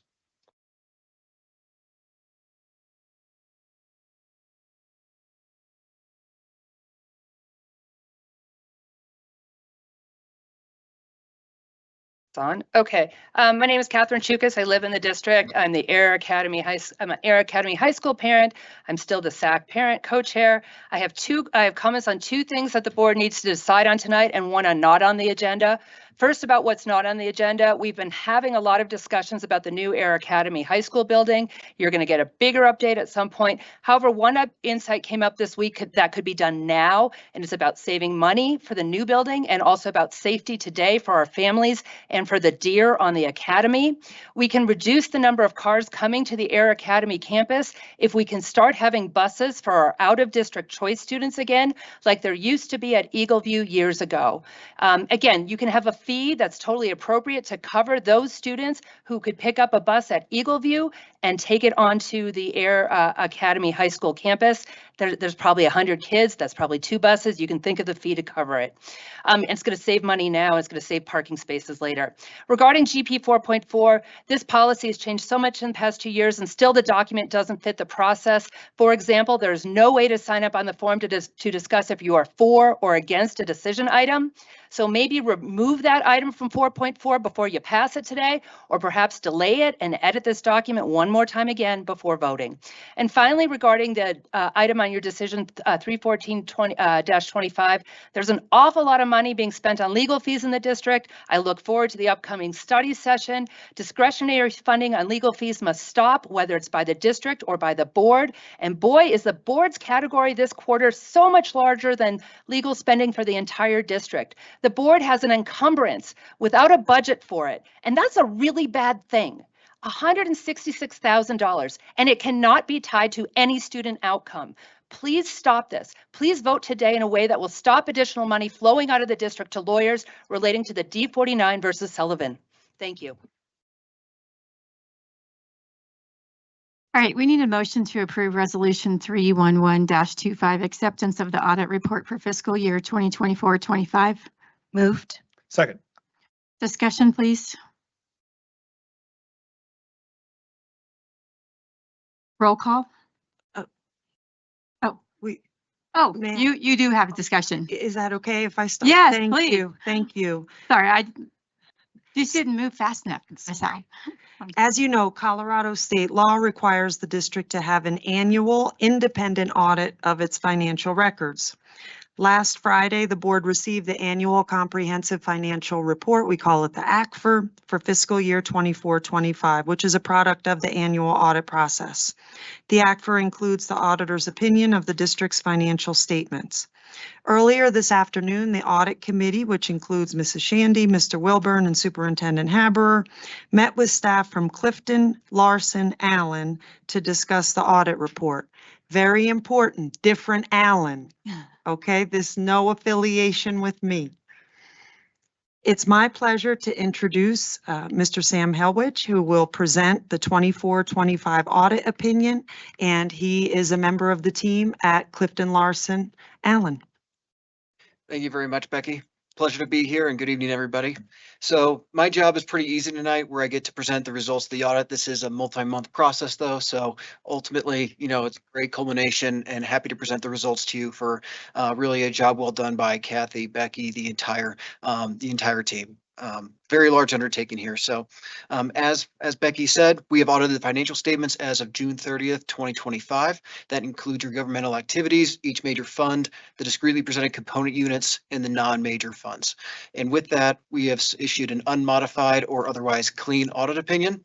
And beyond that, there is a more good news where we say there's no material weaknesses identified, no significant deficiencies. Beyond that, there were no corrected audit adjustments, no past adjustments or uncorrected misstatements either. So if any of those were identified, that would be in the compliance section at the very back of the annual comprehensive financial report. I want to just reiterate how much of an accomplishment that is, and really just an unbelievable reflection of your team. So it's a great rare occurrence to have all of that from a clean scorecard opinion. I do want to mention that within our governance communication, we note the single audit is still forthcoming. So that is always accompanying with your federal awards and those expenditures over the major programs. So we are underway with that. The delay in that issuance was because the final compliance supplement has not been officially released by the federal government. So we anticipate that in the next couple of months. That official deadline is end of March 2026, but we anticipate being able to release those findings before then. May I please just publicly thank Sam and CLA? We have a partnership and, you know, Kathy Watts and her team, they do such a good job. They want to make sure everything is right. And they often reach out to Sam with questions. And I just appreciate your prompt responses and just helping us to stay on track and the guidance that you give us. Kathy Watts is our Executive Director for Business Services, and I wish I could adequately convey the magnitude of managing over a $600 million budget and to not have one error, one finding, one misstatement, one anything. The amount of work that Kathy puts in, her leadership with Tony and the other folks on the team, they work so hard, and I'm incredibly proud and honored to call you my teammate. I've learned from you, and you're exceptional at what you do. Sam, may I ask you, how in your professional experience, how often do you see a district have no infractions? We do several school districts this time of year, and in the springtime, we do cities, counties, municipalities of all sizes. And like Becky said, this is a very good size school district, so it is extremely rare. So across our teams this fall, that we've identified audit adjustments, past adjustments, or significant issues a lot of times. So I guess I don't have an official number for you, but It's rare. It's rare. Yeah. All right. Thank you so much. I appreciate it. And thank you, Ms. Allen, for your team, and Kathy and Tony for the work that they do. It's excellent. It does deserve breaking our rules of clapping. So, so thank you. Okay. Now roll call, please. Vice President Cons, Aye. Director Wilburn, Aye. Director Yanez, Aye. Director Payne,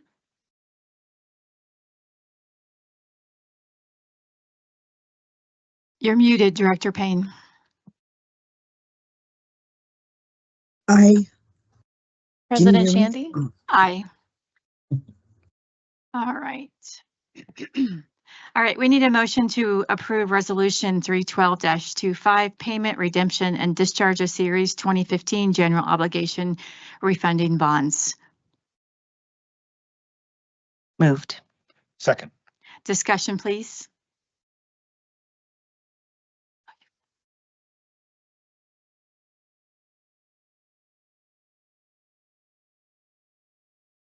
Can you hear me? Yep. Okay. In the world of bonds, sometimes there's a lot of parallels to a mortgage. So some families are in a position where they get to the point where they can say, you know what, I had a 30-year mortgage, but at year 23, we can pay it off early, and we pay the remaining principal and we save those interest payments. That's what we are bringing to you this evening. One of our bonds, you can't just do it whenever you want. It's got to get to a point where they're callable, meaning that you can do this. So imagine your mortgage, you can't do it year 10, year 12. I'm making this up, but eventually at some point you can do it. Well, we've hit the point where we can do that for the Series 2015 bonds. And we have the opportunity to go ahead and buy that down, discharge it, meaning pay it off in December. And because we will do that, we'll save our taxpayers $342,000 in interest. And so that is what the resolution is before you this evening. And we certainly appreciate this opportunity because we wanted to be the best stewards we can for taxpayer dollars. So approving this resolution this evening would give us the ability to execute the documents to go ahead and discharge this debt early in December. Any other discussion? Nope. All right, roll call, please. Vice President Cons, Aye. Director Wilburn, Aye. Director Yanez, Aye. Director Payne, Aye. President Shandy, Aye. All right, we need a motion to approve Resolution 313-25, Approval of Governance Policy 4.4 Board Meetings Revisions. Moved. Second. Discussion, please. Vice President Cons. I just want to recognize the comment we heard earlier. We went through this in the study session, and I mentioned likewise that we have been going through this for the last 4 years, and it's important because it's honoring our public, it's honoring the work we do, and all makeups of the boards I've been on have contributed to modifications and updates of this policy, just as the times go, and there's been some necessary and positive changes. I really appreciate the work that we've all collaborated on and where we've landed. Gives a lot more flexibility for our community, and I understand the thought process about making another toggle down menu for that very specific instance of being for or against an item. But I will say I was mentored to have policies be as broad as possible. This one, we've had to do some specifics, but I think we want to maintain keeping it broad. That's only ever happened once where we had that many speakers, and we had a method, we had a procedure that verified with all the public commenters and sorted them. So I just want to validate the opinion, but I don't foresee any changes need to what we've put on the agenda. I'll just say my opinion of that is that's a how, and that can be done administratively.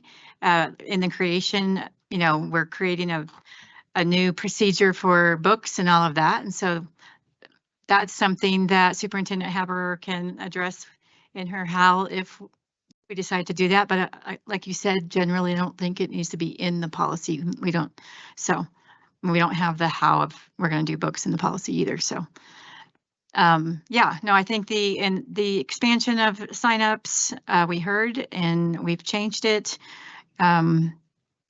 Allowing of books to be read and things like that. So, and then also the possibilities of allowing public comments at special meetings as well, I think is a big addition. So anyway, I have no other comments. Is there anybody else?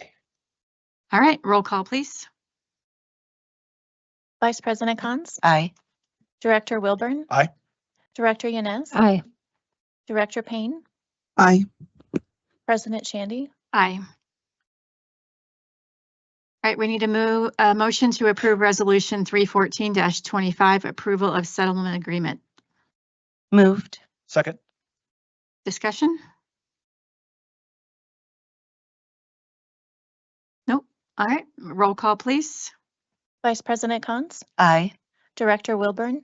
Aye. Director Yanez. Aye. Director Payne. Aye.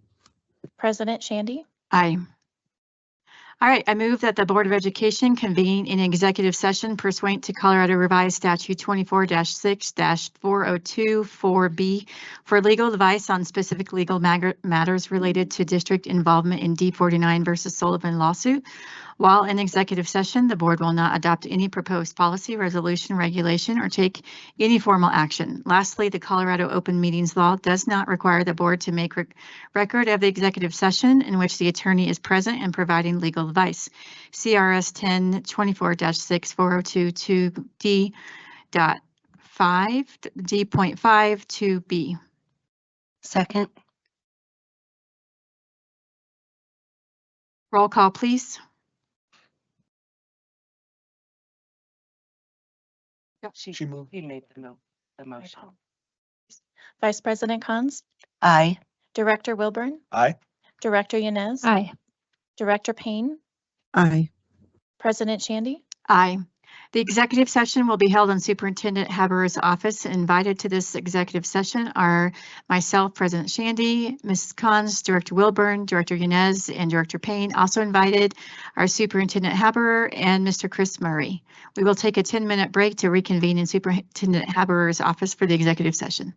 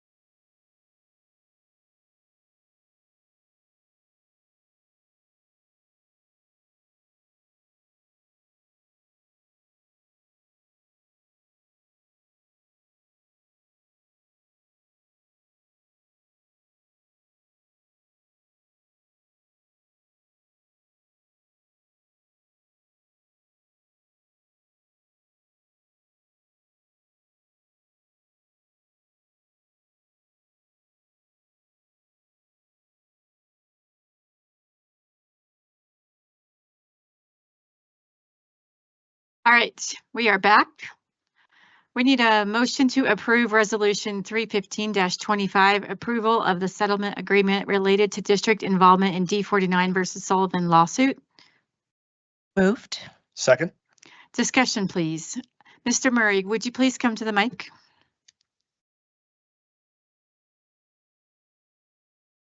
President Shandy, I thought you might call on me. Good You were evening. right. I will, first I'll just say, I'm pleased that we were able to present the board in executive session with a copy of a proposed settlement agreement with CHSA. It's not with the state of Colorado, just with CHSA, and it would get CHSA out of the case. I would recommend to the board, because our partners in D49 and ER BOCES have already approved this agreement. D11 is going to be looking at it next week, as are some of our smaller individual charter school partners. Because all of the plaintiffs have not yet looked at the settlement agreement and have not yet approved it, and it's not a deal unless everybody is in. I would recommend that this board not discuss the terms of that settlement agreement other than the general characterization, which I can make in public, which is that it is very favorable and a very positive resolution, and to the credit of CHSA for offering it. Thank you. I appreciate that. Roll call, please. Vice President Cons, Aye. Director Wilburn, Aye.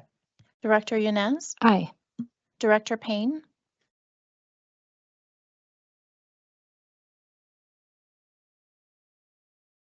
You're muted, Director Payne.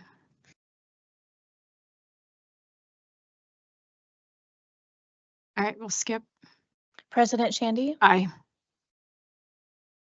All right, Mr. Belcher. Thank you, Mr. Murray. You are dismissed. We appreciate your time. Thank you all very much. Mr. Belcher, how many people have signed up to speak during public comment section 2? We have one commenter. The board president will recognize each speaker, and consistent with GP 4.4, comments will be curtailed if remarks or behavior becomes inappropriate. The board president may interrupt, warn, or terminate a speaker's statement that is unrelated to the business of the school district, inappropriate for K through 12 students, or disruptive to an orderly, civil, and productive meeting. Thank you for your cooperation. Our sole speaker for this section is Brett Dayberry.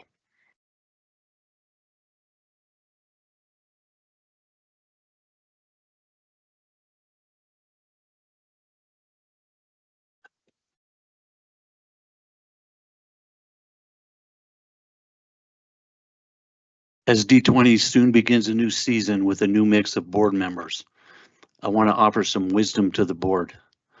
This is for new members and existing members alike. This is for your edification. This isn't my wisdom. This is truly God's wisdom. As I read these verses, you will quickly detect a clear theme. Galatians 1:10. Am I now trying to win the approval of human beings or of God? Or am I trying to please people? If I were still trying to please people, I would not be a servant of Christ. Proverbs 29:25. The fear of man proves to be a snare, but whoever trusts in the Lord is kept safe. Psalms 118:8. It is better to trust in the Lord than to put confidence in man. Isaiah 51:12. I, even I, am he who comforts you. Who are you who fear mere mortals, human beings who are just but grass? Psalms 56:11. In God I trust, and I am not afraid. What can man do to me?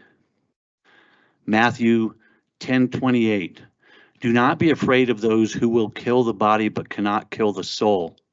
Instead, fear the one who is able to destroy both soul and body in hell. In summary, fear God over man while making your decisions affecting D20. All right, was our business this evening focused on activities that promote and honor our mission statement, our belief statements, and our global end statement, and that remind us that all students will have the knowledge, skills, and character necessary for a successful transition to the next level, and upon graduation will be fully prepared for success? Did the board hear information tonight that would require the review or revision of a policy? I don't think so. Did the board hear information tonight that would require a new policy? Did the board hear information tonight that the board would like to include on a future agenda? Study session, but we got that covered, so okay.